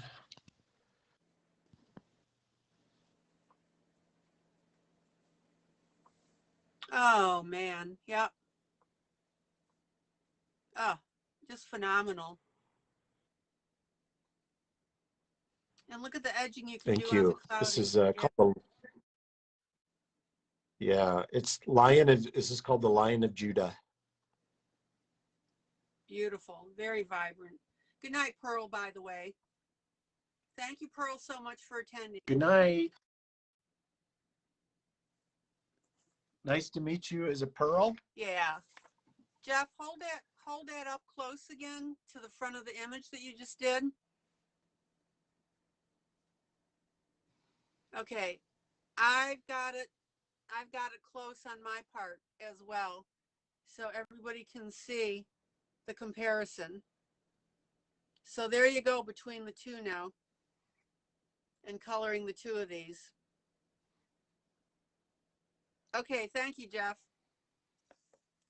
Sure.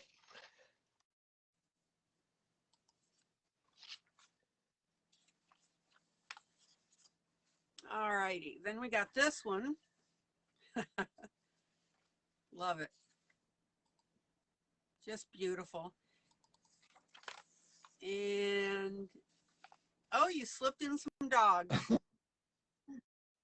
Yeah, so this was an early painting. This was my dog Jenny, when we had dogs, having lunch with my neighbor's dog, whose name was Austin, and I put him in like a Three Musketeer, kind of like a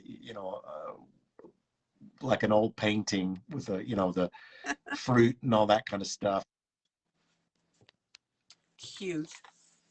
Okay. Different. Well, this is actually, let me show you. This is actually a let's see if I don't, it'd be hard for me to pull it up. This is actually this is Too Much Coffee Troll. And then the companion piece is Not Enough Coffee Troll. And so they're green. The original paintings were green trolls, and I just put a coffee theme. Okay. Yeah, she's like, okay, Different. I get it. No, I like it. I like it. I have a ball playing with, oh, yeah. There's the other one. Yeah, I mean, it's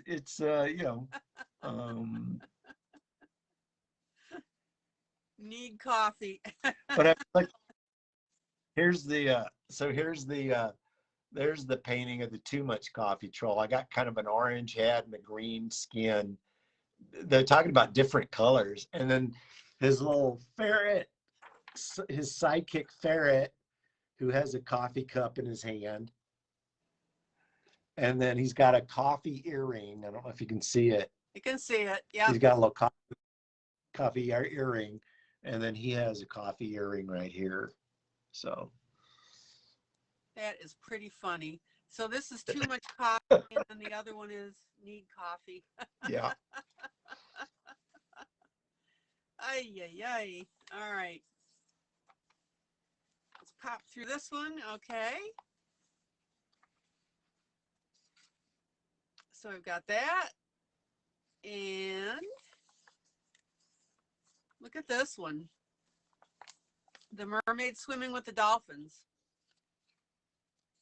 Yeah, it's my space mermaid. It's a space mermaid. Ooh, beautiful. All right. And then we've got our other cats with our fish. That one's called Tuna on a Silver Platter. Okay. Oh yeah, like right hand corner. I see it. Oh, let me make sure there. And oh, love that one. Look at that. Beautiful. Yeah, and the thing is, whenever I look at a picture like this, it just colors pop into mind. Oh, drop dead gorgeous. Look at that. Oh, thank you.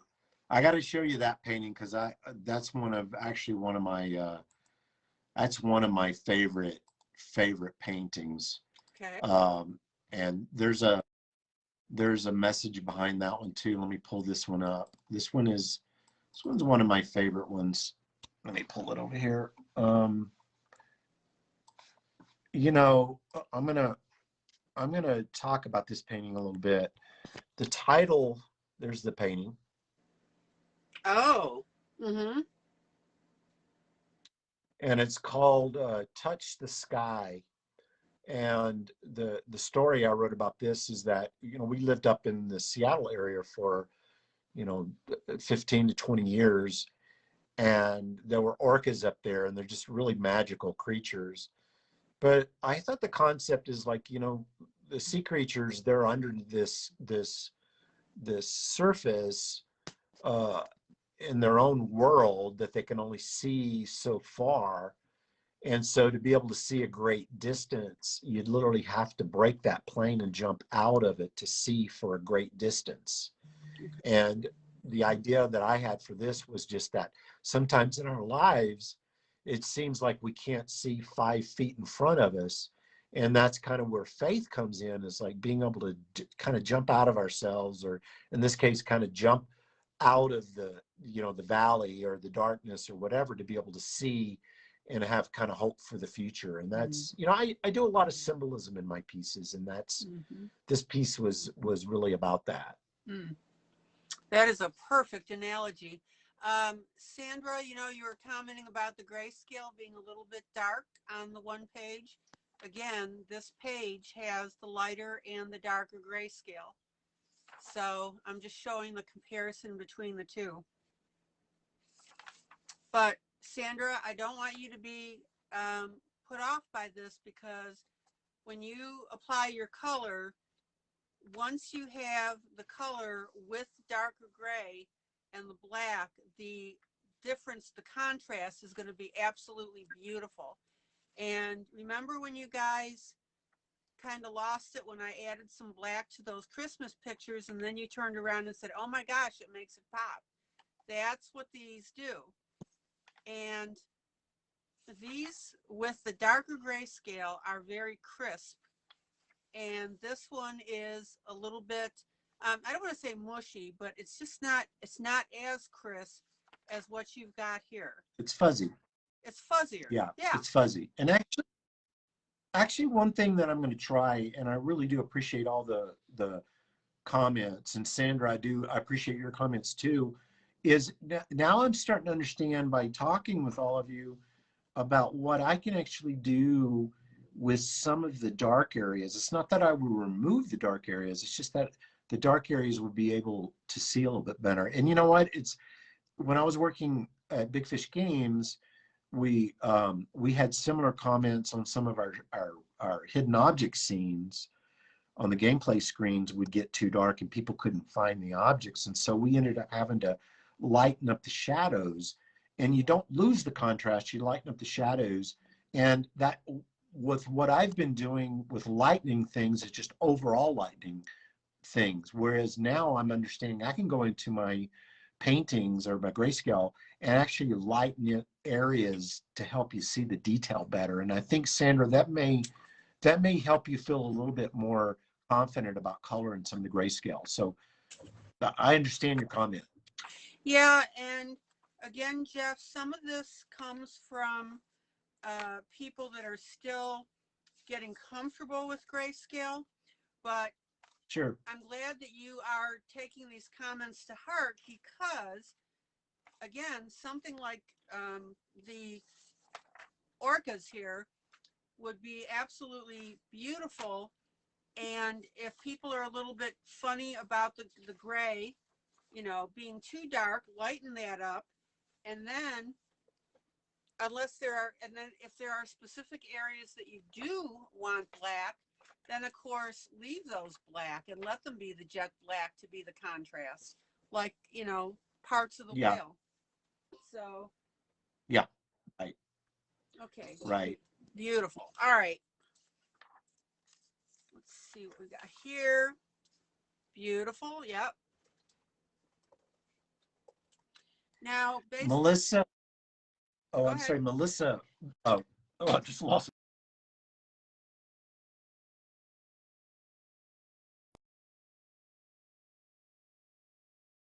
it to the images. And you know, I you know, when I sell prints of my paintings, I put on the back of the print, I put the stories. And when I started doing coloring books, I didn't want to put the stories because I didn't want them to bleed through the other side. But I'm going to find a way. I want to add the stories because that's an important part to these drawings, the messages and the titles and things. And I've left them out on my books, and I think that's something I'm going to do different on my next book. Well, I'm wondering, Jeff, if you couldn't just put the stories in a lighter gray. So in other words, they don't have to be jet black ink. Just make it lighter. Yeah, that's a great idea. I like your paper quality. It's good paper quality. It's not thin, you know, super thin. And if you went on the back with a light gray or light blue or whatever color works out, but still readable, then you won't have any problem with that bleed through. Yeah, right. I'm going to show you.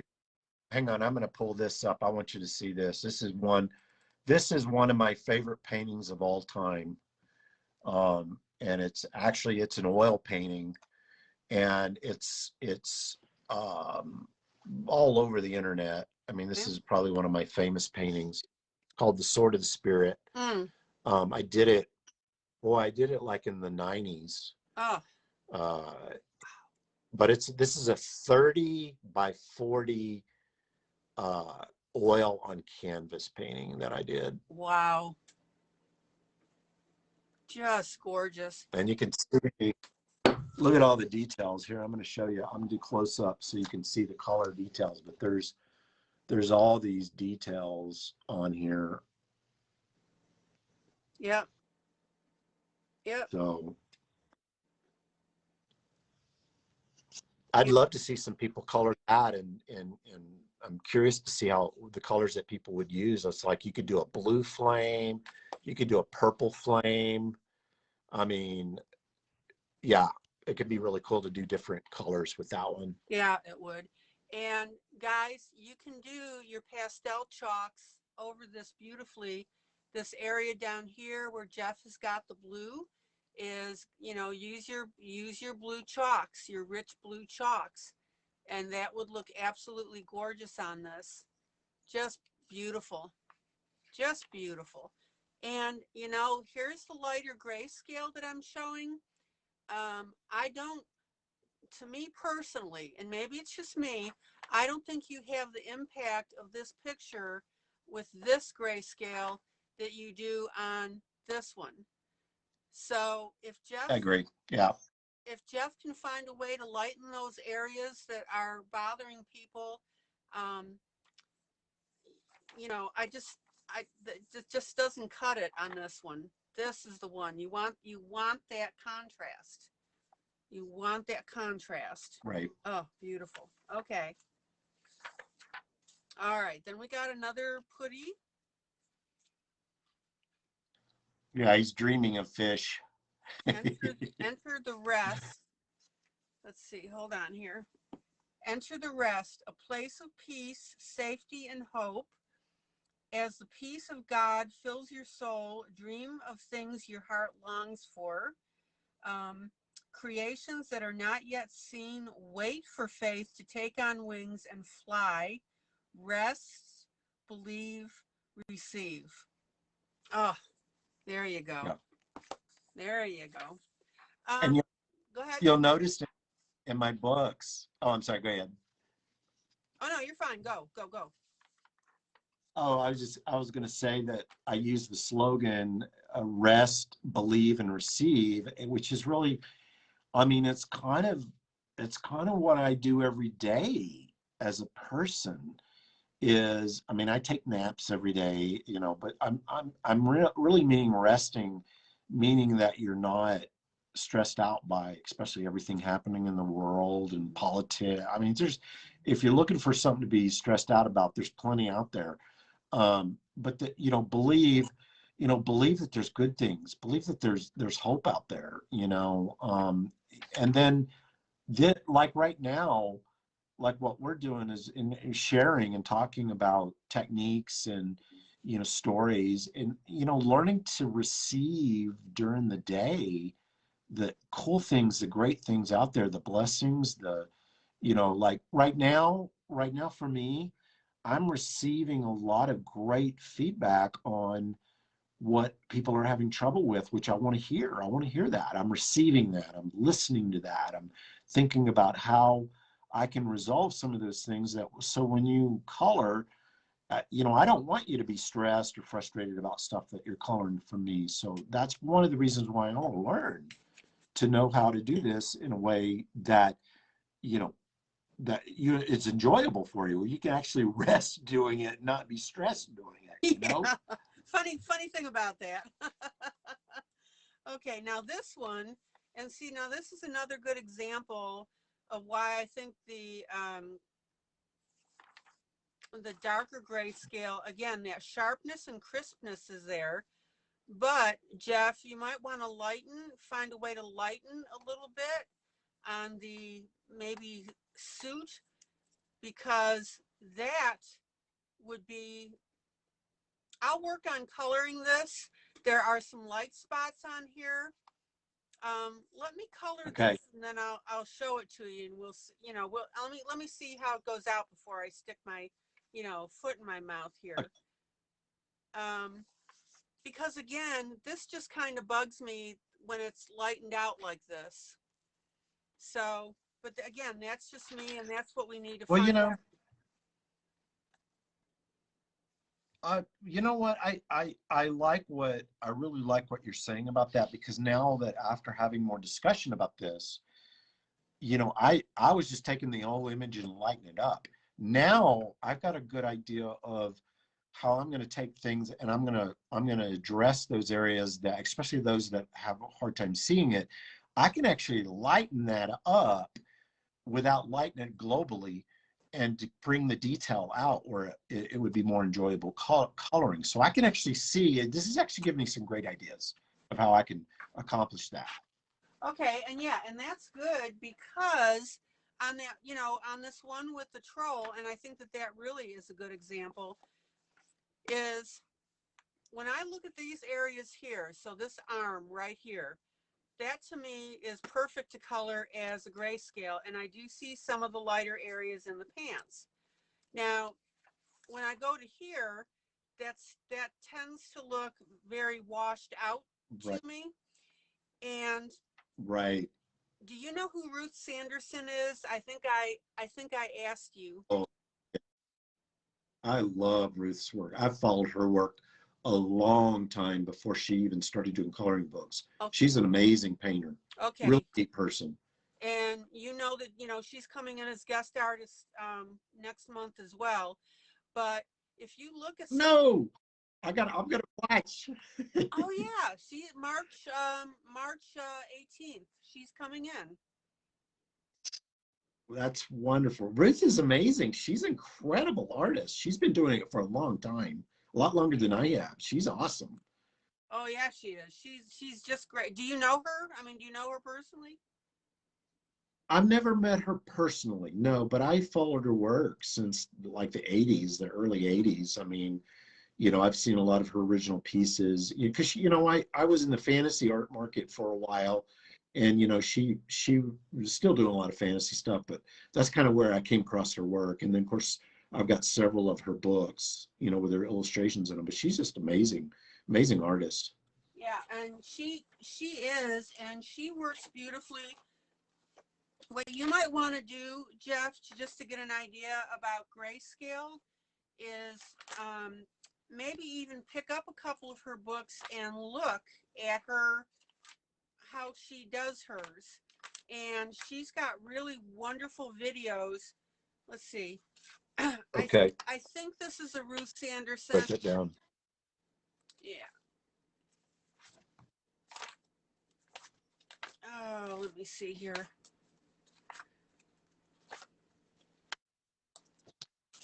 Oh, let me see. Hold on here.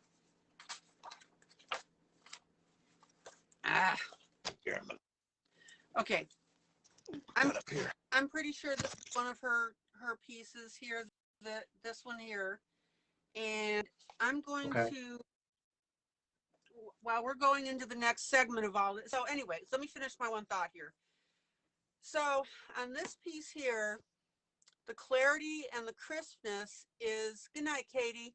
The clarity and the crispness is perfect on this. Like I said, the pants are a little bit dark, so we don't, it's going to be a little hard to distinguish that and pull out those areas with color. Does that make sense? Yep, it does. It does. And actually what I would do different now after really talking about this is I could actually go into the pants, not the other things, but the pants, and actually pull the contrast up a little bit. Yes. So that it would be a little easier to see and to color. Yeah, no, this is great. And see, it doesn't solve that by just globally lightening it, because you're not really helping the contrast between the light hitting the leg and the shadow of the leg. That contrast needs to come up a little bit. So yeah, no, I totally get it. That makes Exactly. You do not want to do a global lightning of this because you're right. Now, one of somebody asked in the room, have you colored any of your own grayscale pieces? Um, not on the book. I mean, I did the painting, uh, did the painting part, but no, I haven't. That's really a great comment because that's, um, that would actually be really, really good to do, is to experiment with that, especially the grayscale. Yeah. And I mean, nobody obviously is trying to put you on the spot, but I think if Oh, you, no, no, no, no. yeah, if you sat down and You colored know, this, go ahead.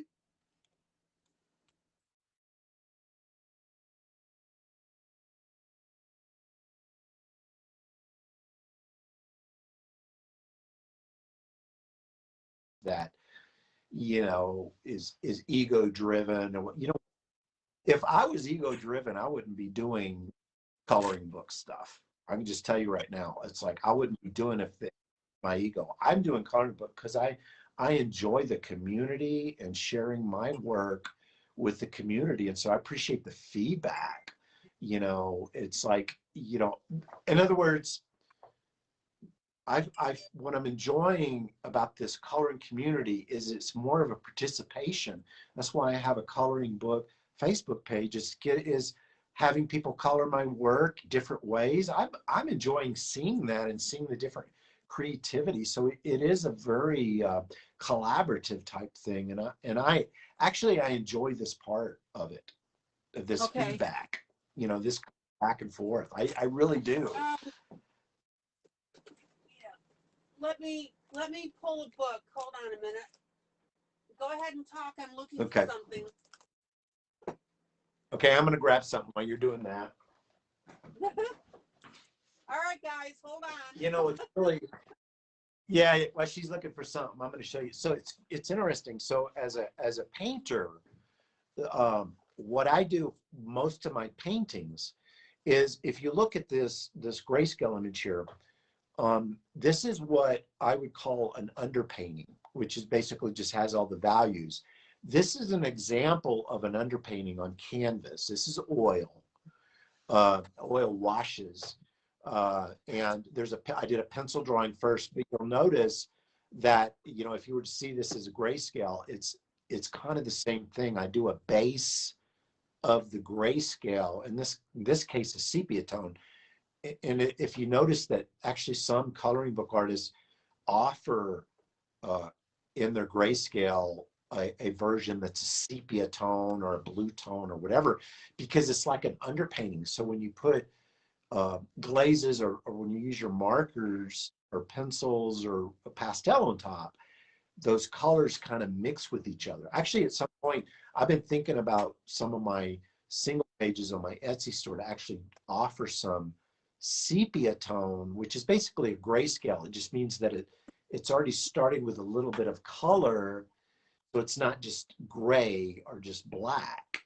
But when I start my paintings, this is how I start my paintings, and then I glaze color on top of it. So it's very similar to what you're doing with your grayscale coloring. It's very simple. Okay. Um, keep going because I'm still looking for something. That, yeah, and I saw that Virginia was commenting. Virginia Dare was actually commenting. I've been thinking about it for a while to do, probably starting with some single pages on my Etsy store, and doing the sepia, because what's really cool is it's kind of like what Eileen's been doing on the brown paper. Yeah, like on the brown paper here, where you have a little Right. bit of tonality, a color. Right. So because grayscale is kind of void, but I've seen people do it in kind of a blue scale or a purple scale. And believe it or not, the famous painter Norman Rockwell, some of his paintings, he actually did this reddish purple grayscale underpainting before all the other colors went on top. And so it's a different way of coloring, and it gets your eyes used to seeing color. And so when you use a marker on top of that, you get that mixture. So let's say like if I was to do a blue marker on top of this sepia tone, that orange and that blue would mix together and you get this really cool kind of neutral tone. The lighter area would show up the blue more, the darker area would kind of dull out and be more of a bluish brown, and it would just look beautiful and look amazing. And you're like, you're doing one glaze and all of a sudden, wow, I can't believe I did that. And yeah, but that's what I'm doing when I'm painting, is I'll do a glaze over that. And so those colors, they mix together.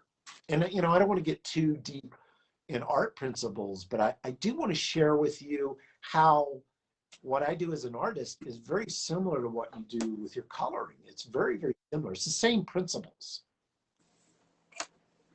Well, I think that I was trying to find my Christmas magic book, but I have put it elsewhere because I'm still coloring a project out of it to show you the grayscale, and I'll show you that later. But I'm glad this is opening. Let's see. So if you use color as your grayscale, why do artists print it in gray? Well, that's, you know, I think a lot of artists that are doing the grayscale it's a similar thing where you're not wanting to push any color choices to where you're starting with kind of, you know, just gray, and you can choose the colors you want. I mean, I've noticed some artists, coloring book artists, do offer the sepia tone, which is, you know, it has a different feel. It's like working on the brown paper. But, you know, artists that are doing paintings like what I'm doing, this is a classical principle of painting using the underpainting of sepia tone.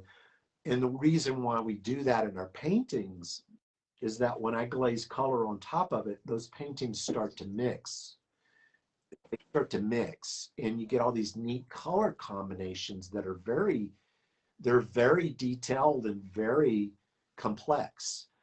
I'll show you an example. Now, this is because I want to share. I want to share with you out there, just, you know, the coloring grayscale is just stripped down to simplify it, to make it easier to color. But I want to show you one of my paintings that I've been working on, where you can see so if I back up this painting, this is one that I'm working on. It's really rough, but I started out with sepia tone, and then I'm glazing the green on top. So imagine what ILene was talking about. Imagine this green, this lighter green was your pastel, and you're putting it on top of your brown, and it kind of mixes, and you get this neat like mixture of color, and it just feels really good when you get that mixture, you know. And then here's a really, really dark brown, and it doesn't show up the green as much. So anyway, this is more advanced kind of painting techniques, but I'm sharing them because there are the same kind of foundational ideas that you can do as you're coloring when you mix your colors. Like I noticed, ILene, you remember the one that you were working on? I think it was the night before last. It was the one that had it was like the purple. You had the purple little thread, not thread, but the little streamer coming down. And it was, I think it was a fairy. No, it wasn't that one. It was the one that had I think it was a fairy, and it had a dress, and you had kind of blue and purple on it. And then you had a little streamer of purple. Okay. Yeah, that one. And I didn't watch the full one, so I don't know what all you were teaching. But what I loved about that is that you actually mixed colors. Like you had the blue, and then you added a little bit of purple in there. So those two colors that were on the same dress reacted to each other. And so it wasn't just like you did a blue, a dark blue, and a light blue. You put the blue, but then you add a little purple in it just to make, yeah, that's it. That's the one. And look, go up on closer on the dress, on her dress. If you pull that up closer to the camera. Yeah, you see how like in some of the shadow areas, you add a little bit more purple in there. There's still the light blue and the dark blue, but you added a little bit of the purple in there, and it helped kind of bring everything together. Exactly. Exactly.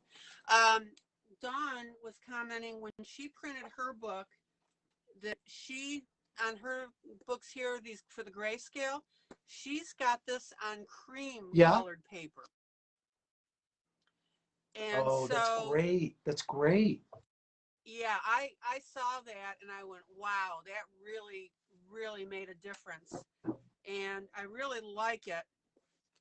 I think that, you know, you can see it then on the line art as well, too. So everything is more on this cream, and it just, I just really liked it when I saw it. I think that that's really beautiful on there. So, you know, you mentioned something, and I want to share with everybody. I want to share. This is such an important mindset when you're doing your artwork, and yeah, when you're coloring, you're doing artwork, and it's like an art therapy. But you know what? You shouldn't be in the mindset that there's always a right and a wrong when you're doing art. Art is very fluid and it's very personal. And, you know, it's like a lot of times I'll go with it. Like you know, ILene, you were showing examples of where you made mistakes and you just went on with it. And you turn those mistakes into these beautiful little happy accidents. I can't tell you how many times that happens in a drawing, in a painting, where I expect it to do something and it does something different. And I could stop and be frustrated by it, or I can just say, that's interesting. I'm just going to go with it. And so it's like, it's such an important thing is that when you're learning color and do artwork, is don't judge it so harshly when you're working on it. Just let it flow and let it kind of speak to you and become its own thing. And it's really a process of letting go and just enjoying and being in the moment and not being so perfectionist about it. And boy, this is like, oh my gosh, you're talking about my lifestyle as an artist. These are the things I've had to learn over and over again, to just let it go and enjoy. Don't be stressed out about it. And that, oh my gosh, that I keep trying to give that message, or I really talk to my group about that, is quit stressing about stuff like that.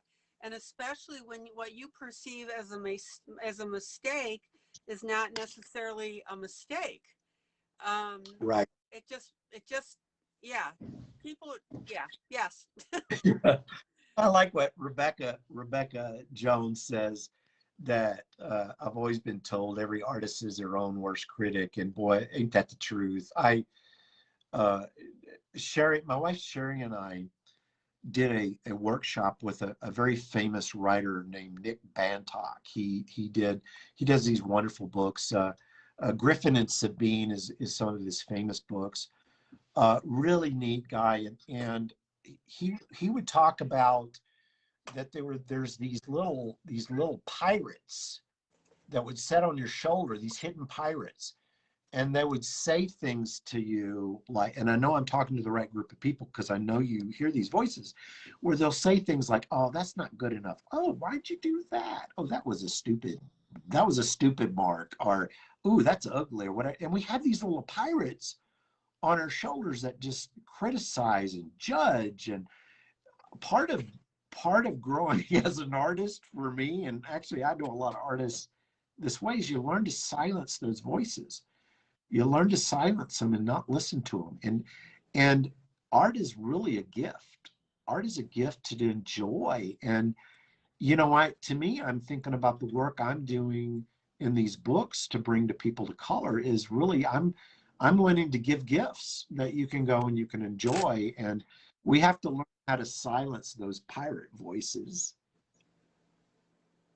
Yeah, you do. Oh, and just to let you know, your voice got really soft there for a minute. I don't know if that's on your end or what.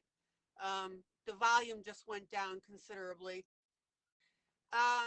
So while Oh, you're did looking it? Okay. into that, I was just Yeah. saying I was just saying that there's these little voices that in our head that, are these little pirate voices that, are bad people that are just saying, this is not good, or it's ugly, or it's not going to work, or whatever. And we have to learn how to silence those voices as Yeah. artists and believe the best. And it's just part of the process. Okay, couple comments too. Sherry mentioned that you can take your photos and run them through a photo app and turn them into sepia, just to let you know about that. So there's an idea for you. And let's see, That's hold great. on, let me catch this. Let's see, Griffith and Penn. All right, all right, okay. And what I wanted to show you too, and check again the volume. I can hear you, Jeff, but it just got really soft Okay. for some reason. So these are some of the images that Ruth, this is her grayscale.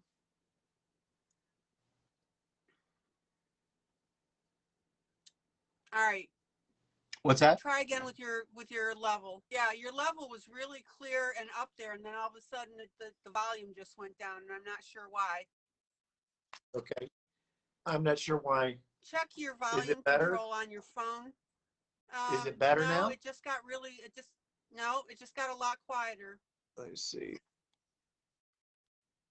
How about Okay, that? Dawn says she hasn't, okay, Dawn says she isn't having any issues. It must be on my end for some reason. Okay, don't worry about it. We're good. All right. So Okay. this is a picture from, thank you all for letting me know. This is the grayscale from Ruth Sanderson. And as you can see, she's got everything scaled to the point that everything is colorable and it's not, it doesn't come in super dark. So I just wanted to pass That's some great. of these by you. Yeah, even her Christmas image. So these will all come out beautifully. And I just wanted you to catch Yeah, some that's of great. that. No, that she's doing. Yeah. Yeah. So I don't, and look on the horse. Even the horse, um, even though it is a little bit darker, it still lets you color all the aspects of the horse. So that's Yeah. what I wanted you to Yeah. see for No, your I can see books. that. Yeah, yeah. That's good. So there's just a couple samples, but that horse I think is the best one because that gives you everything on there. Even though there is dark, it is still very, very colorable. Yeah. So No, that's that's what good. That's good to see. yeah. All right. So we've gone through all your books, and what I was interested in also hearing is you've got a lot of experience with the teaching and all your teaching. What's your advice to colorists? I mean, what would you generally like to say to people? I um I'm glad you asked that. The thing that I would encourage people that are color is, number one, like what I was saying before, is don't be too hard on yourself when things don't work the way that you want them to work. And you got to experiment. Don't be afraid to make a mistake. That's kind of how we learn, is by trying things and it not working, and trying it again, and it working a different way. And that would be an advice, that I would give colorists, is to, learn to just accept what, especially when you have these little happy accidents, is just learn how to accept it. and just keep moving on. And don't be afraid, you know, don't be afraid to start over. Don't be afraid to keep going on. Don't be afraid to put it aside for another day. You know, 'cause we're human beings, and it's like part of growing as an artist is experience and enjoying that experience, you know, and just enjoying it. The other thing I would recommend for coloring is, you know, you're already doing this, ILene, with your sharing different materials, is, you know, you might try, you know, I mean, you might try markers and it's just not working and you don't like it. You know, try something else. You know, try the pastels or the colored pencil. There's all these different combinations of things you can try. And I would even encourage you to try them, just see how different they are and learn from that.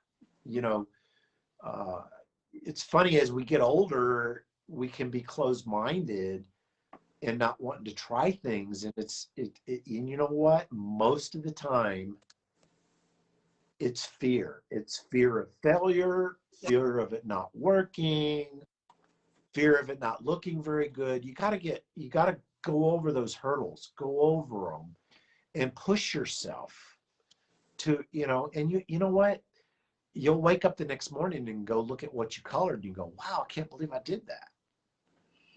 And, you know, that is exactly right. And, you know, two very salient points here is, first of all, I always tell people, don't throw out your coloring. If you're not happy with it, walk away, and just like you said, and look at it the next day. And the other thing is you get people that are new to coloring and they're immediately frustrated if their pieces don't look as good as mine or don't look as good as you know, somebody else's in the group or whatever. And then they just get frustrated with it, and it's not as good as yours. Well, of course it's not as good as mine. Go ahead.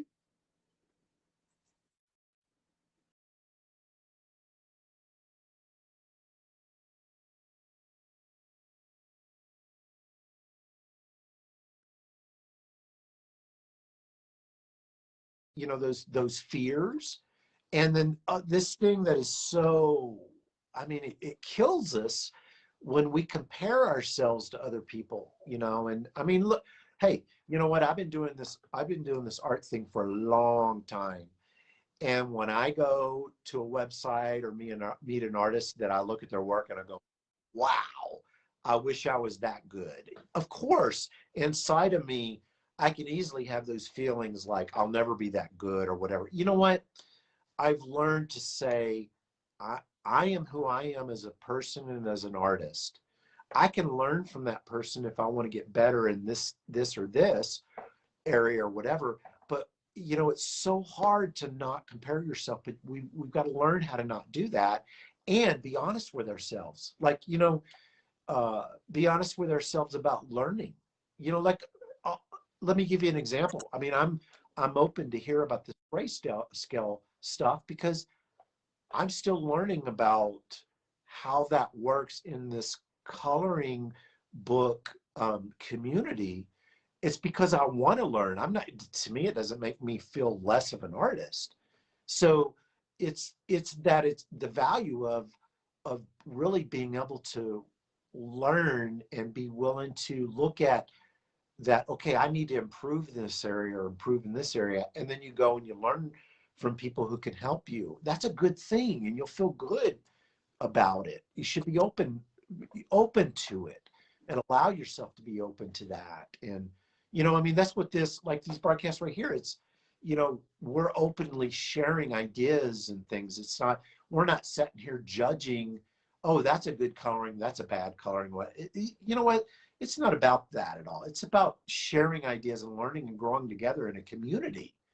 Um, you know, I'm a part of a big artist community here in where I live in Silver City. I'm actually the president of the Silver City Art Association, and we got so many artists here that work in different materials. And it's like the last thing you want to do is compare yourself to other people. And so it just doesn't really go anywhere. I mean, looking at someone's work and saying, wow, that's really good, I want to be that good, that's a different thing than saying, looking at that and going, I'm just not good. I mean, that, you know, it's easy to do that. And I'm trying to encourage everyone in this group to be open to just learning and growing and improving in your skills. And that's exactly right. And as I'm talking to people, as I'm coloring, if, you know, again, if I make an error or I'm relatively new to a method or never worked with oil pastels before. And so I'm, you know, I'm working with those and having fun with them. And as I figure it out, you know, I'll go from there. And as my skill level gets up to the point, then I'll go ahead and start bringing people up to that skill or beyond it. And I have no Yeah. ego in this at all, you know? Yeah, it's you know, enjoying and learning to really enjoying the process. And that's, you know, as we get older, it's as we get older, I guess sometimes we don't care as much and it's easier, but you know, just enjoying the process. And I have to be honest, earlier in my career as an artist, when I would work on a painting, I would feel that tension of just, is it going to work or not? And, you know, and I'm doing it for a client, so it has to work. And it was just, it was stressful for me as an artist. But as my skills got better and my understanding got better, it became a lot easier. So if some of you out there do feel frustrated when you're coloring, you know, push through that, you know, push through it and learn. And it does get easier. It does get a little bit less, you know, stressful as you learn how to make, you know, better decisions or more colorful decisions or whatever you want to say. But it is a process, you know.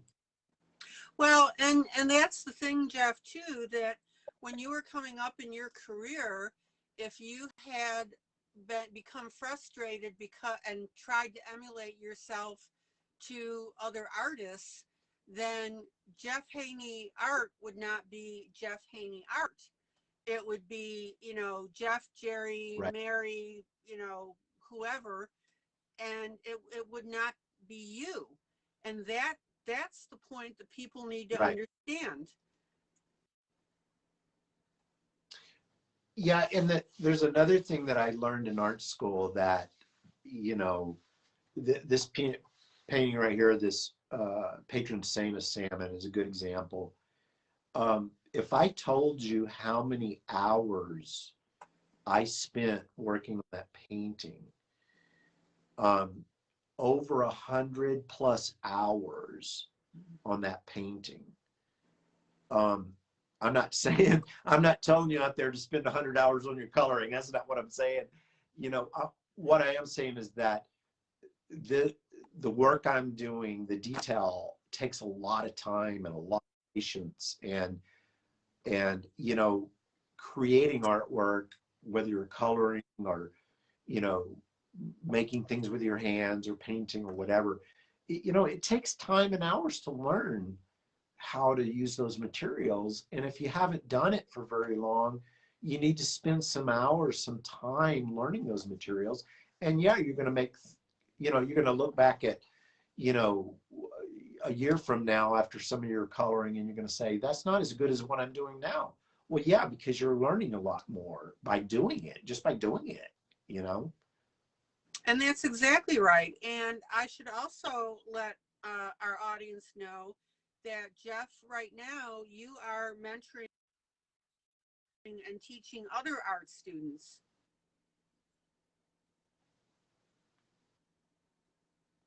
Oh, I'm Right? sorry, you broke up a little bit, Eileen.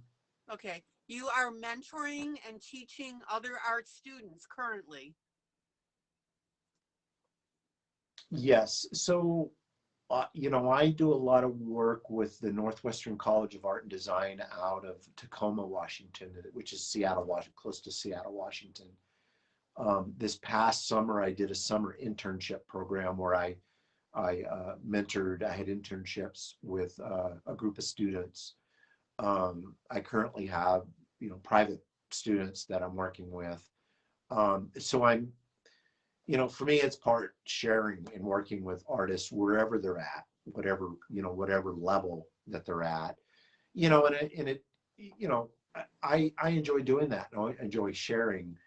Um, you know, in the future, hopefully not too far in the future, you know, I'm wanting to grow a YouTube channel where I'm actually having tutorials and techniques and things. I mean, I have one set up now that I've got a few things on, but I really want to tailor it more to a variety of different type of artists and share a lot of this knowledge and techniques and things, um, you know, in the hopes of helping other artists grow, you know.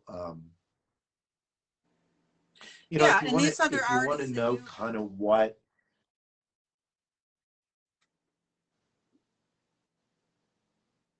I'm sorry, continue. oh no, no, go ahead. I'm sorry, your voice keeps cutting in and out. Go ahead. You go ahead. Oh, okay. What I was saying is you don't want the artists that you're working with to becoming um, little clones of Jeff Haney. You don't want their artwork to Correct. be, you know, copies of what they're doing. Michelle, hello. I'm glad you could join us. So that's the thing too. I don't want my people in this group to become, you know, little ILene Vicks that are doing exactly what I'm doing. I will teach Right. I always interchange these words. I'll teach you the method, but the technique that you use is up to you. So I'll Yes. teach you, yeah, I'll teach you how to use chalks. I'll show you how I use chalks, or, you know, markers or alcohol markers or whatever, but the final technique is you, and it's what you color. I will teach you how to shade properly, but I won't teach you, I'll show you the method of shading, but the technique of how you shade whatever particular image you're working on at the time, I'm not going to lockstep you into that. So Right. the only Right. the only time,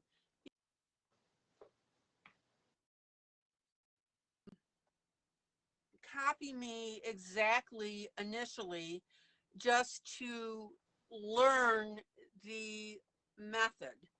That's okay, but don't copy my technique, because that's where you're going to get in trouble and you're going to lose yourself. What's the point of copying exactly what I do? Right. And I think we, you know, we can learn by copying others and techniques and things like that. But ultimately, and this is part of what I teach in my mentorship program, is that I teach this idea that every artist, every person is unique, which means you're unique in the colors that you choose, and that you're unique in the patterns that inspire you.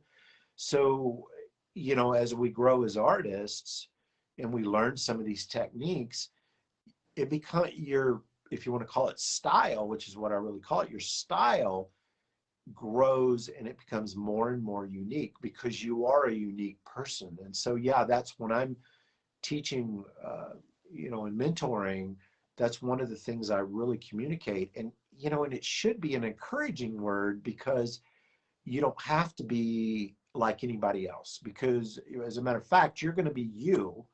You can learn from other people, and it's important to learn from other people, even if you're duplicating things to learn. But ultimately, you are a unique person and a unique artist, and you should really value that. You should value that there's qualities that are uniquely you, and those are great. That's what stands out. I mean, like, you know, I shared with you earlier that I am influenced by Alpha Luca. Well, you know what? I'm influenced by a lot of artists, but I don't work exactly like those artists, and I'm not those artists. You know, I'm not Alphonse Mucha, even though, go ahead. Yeah, and Okay.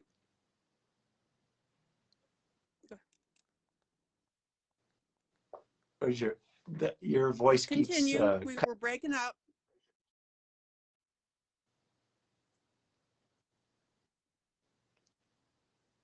the joys of live broadcast. No kidding. Well, and that's why I want mostly you to do, that's why I want mostly you to do the, talking on this.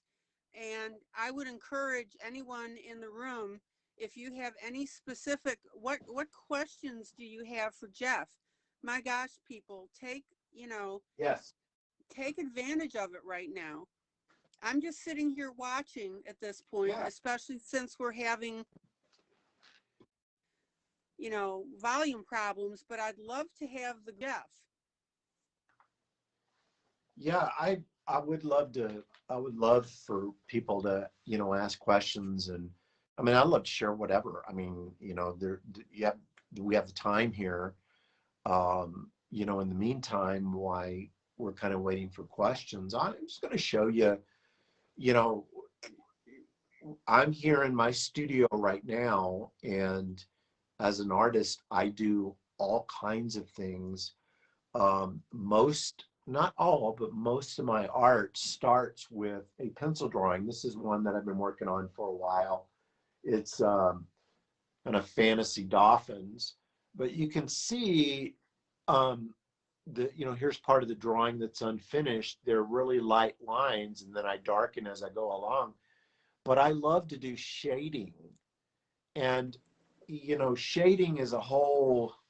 I mean, I think we could spend a whole evening talking about shading. There's a lot to learn about how to shade. Yeah, and that especially it is. Are you there? It's the two. Yeah, can you hear me? Yes. Yes. Oh no. Okay.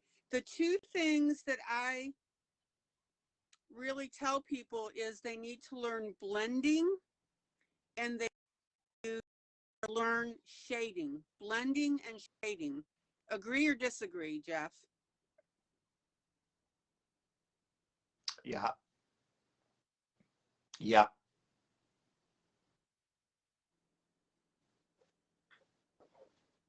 Gosh, I don't know what's going on broadcast wise.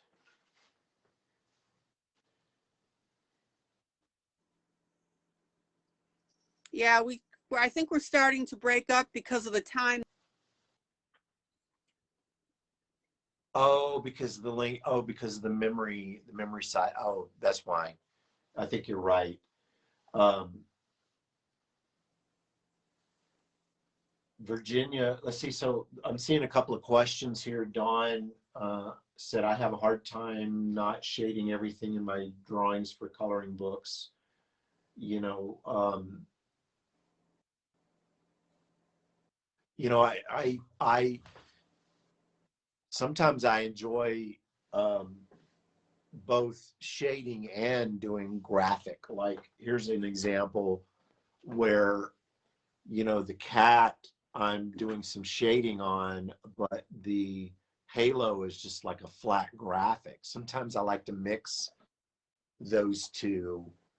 Um, but the shading, what I've learned about shading is if you look at, so let's look at, I'm gonna do a little art lesson here. I want you to look at my finger here, and I've got a light source coming this way, and then I've got this warm light source coming this way. And you notice right here that there's a shadow right here on that side. So if you think about it, if the light, sorry, I'm getting my fingers here. If the light is coming this way, okay, then this is going to be lighter on this side, which means since it's a round finger, it means that the light turns into shadow on this side. And that's kind of at the very heart of shading, is learning which way the light is coming from to know where to put the shadows. And that as artists, I mean, literally, I want to tell you, there's books and books written on this topic. So shading is not just putting shadow here or shadow there. It's learning to look at a graphic or a drawing and deciding which way the light is coming from and how those shadows go on it. And I don't want to sound too technical about it because it doesn't have to be. It could just be fun, you know, just shading things in different ways, you know, especially with a line art. Line art, you can have a lot more flexibility to kind of shade things however you want. Okay, so we've had 2 questions come by. I'll Okay. read them both just because of transmission problems. Question number 1, would you suggest even colorists find a basic art class and take it even if they don't draw or paint their own images? So that's question number 1. And question Okay. number 2 is, what made you go into coloring books? Let's see. And question number 3, Okay. what surprised you?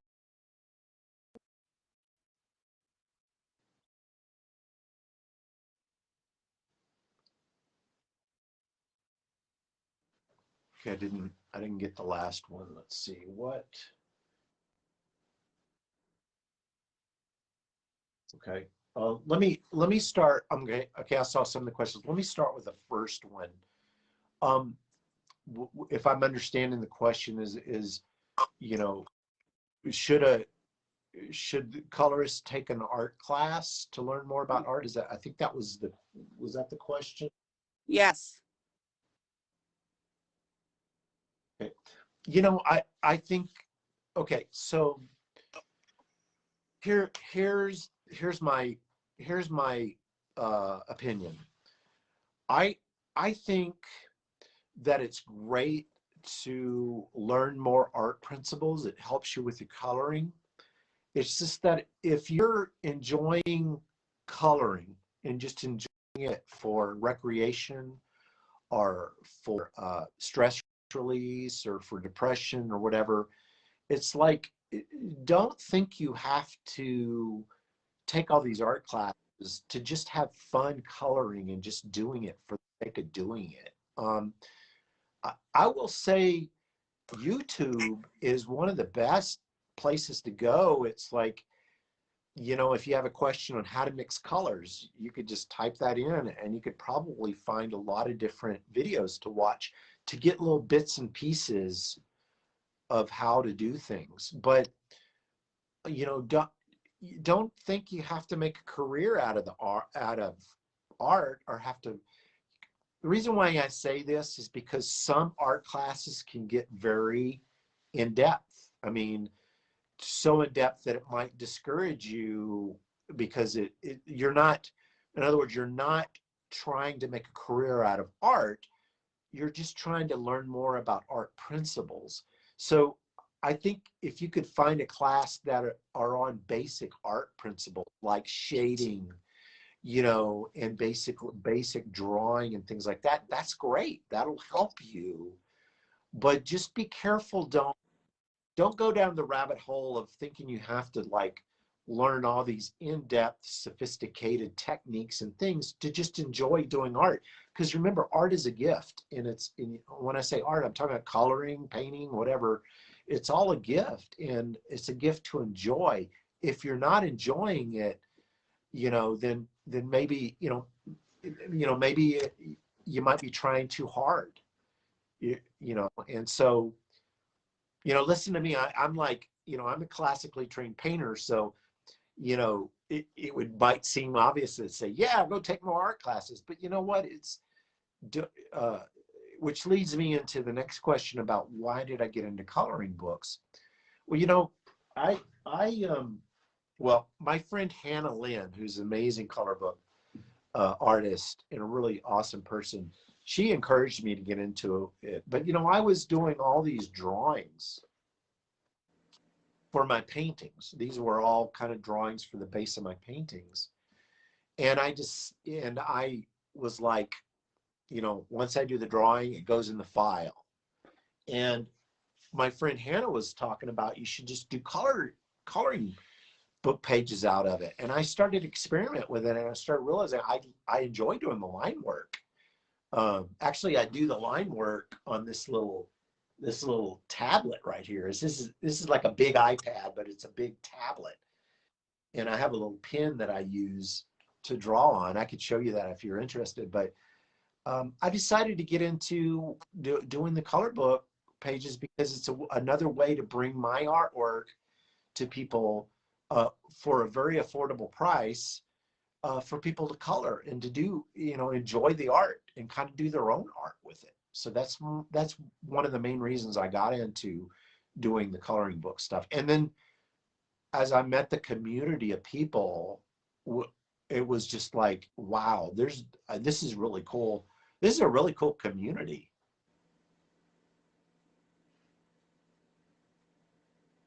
A really, really cool community. Are you there, ILene?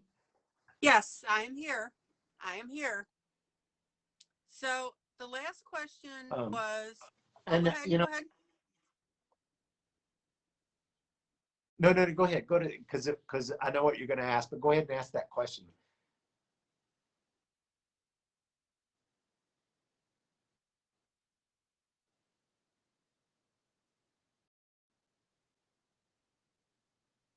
Are you then ask that question? The last question. What's the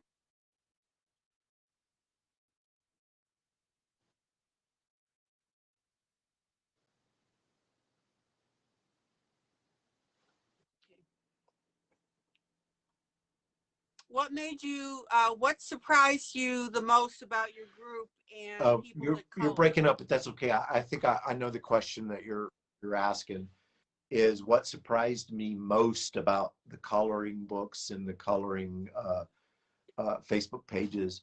The thing that surprised me is how rich the community, the coloring community is, and so let me tell you a story, and hopefully this doesn't break up. But my friend Hannah Lynn, when she was telling me, she said, Jeff, you should think about doing coloring books. And she goes, I want you to do an experiment. I want you to try something. And I go, what? She says, take one of your drawings and post it on all of the coloring book Facebook pages on Facebook and ask people what they think. And I mean, I posted it and I was like, wow. I mean, I posted a drawing and it went in front of like 1.5 million people. And the feedback was amazing. The encouraging words, it was feedback. And I was like, this is an incredible community of people that want stuff to draw, want stuff to color. And so that was my biggest surprise. And then the other thing was with the groups, once I started the Facebook pages and stuff, what surprised me most is how personable and how interested that colorists were to have material to color and to share pictures of their cats and all this kind of stuff. So yeah, that was like what surprised me the most, and it's actually really cool.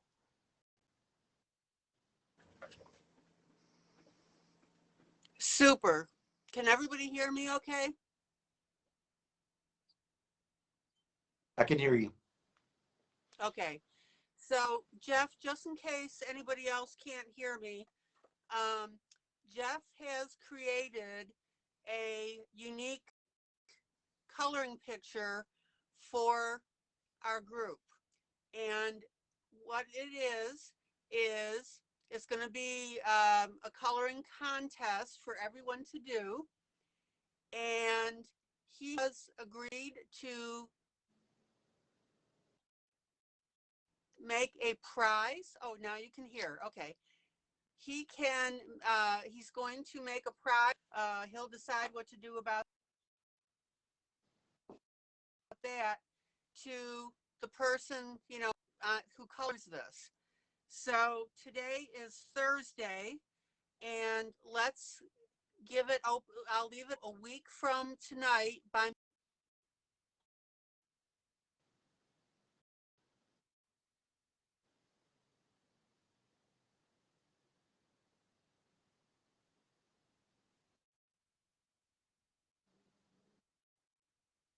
picture in, and I will show them to Jeff, and then he can decide which one wins the prize.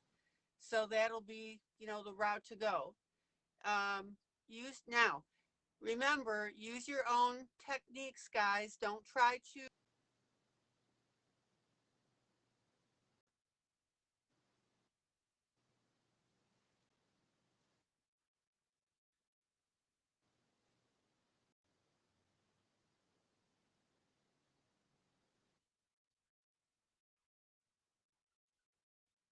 ask when I release it to you, please don't release it to anyone else. Okay?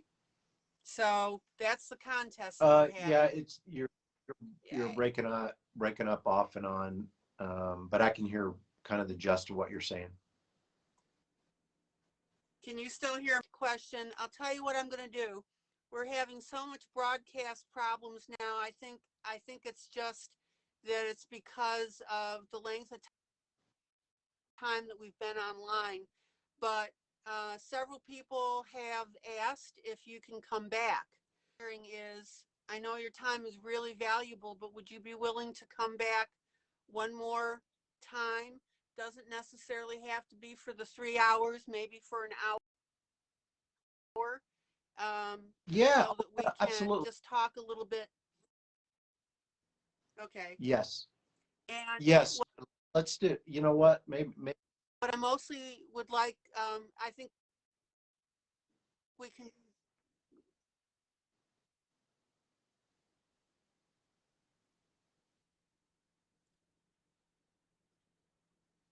Okay, you via text, Okay. and you know I've got the gist that you will come back. Thank you so Yeah. much. And Yes. at that point, if we can, I want to center it on you and your experience and that sort of Yeah, thing. that So would be that would great. be great. Yes, and let's we'll coordinate that. We'll come back and I would love to answer more questions and also share a lot more about what I'm working on. But I understand that we're having broadcast problems, so I'm going to say thank you to everyone and good night. Okay. And thank you for all the questions.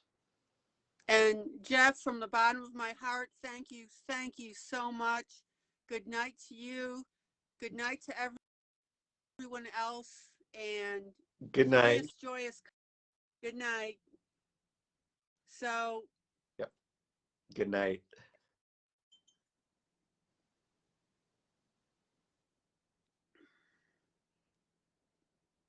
all right, guys. So wonderful. Had a wonderful time. Good night, everybody. And thank you so much for making Jeff feel so welcome. I really appreciate you guys.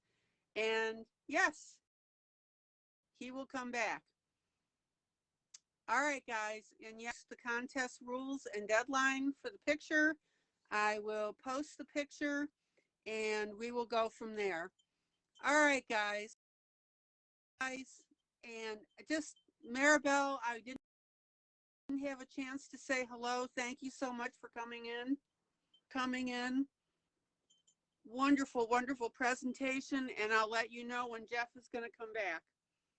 All right, guys, take care. Love you guys to death. Bye.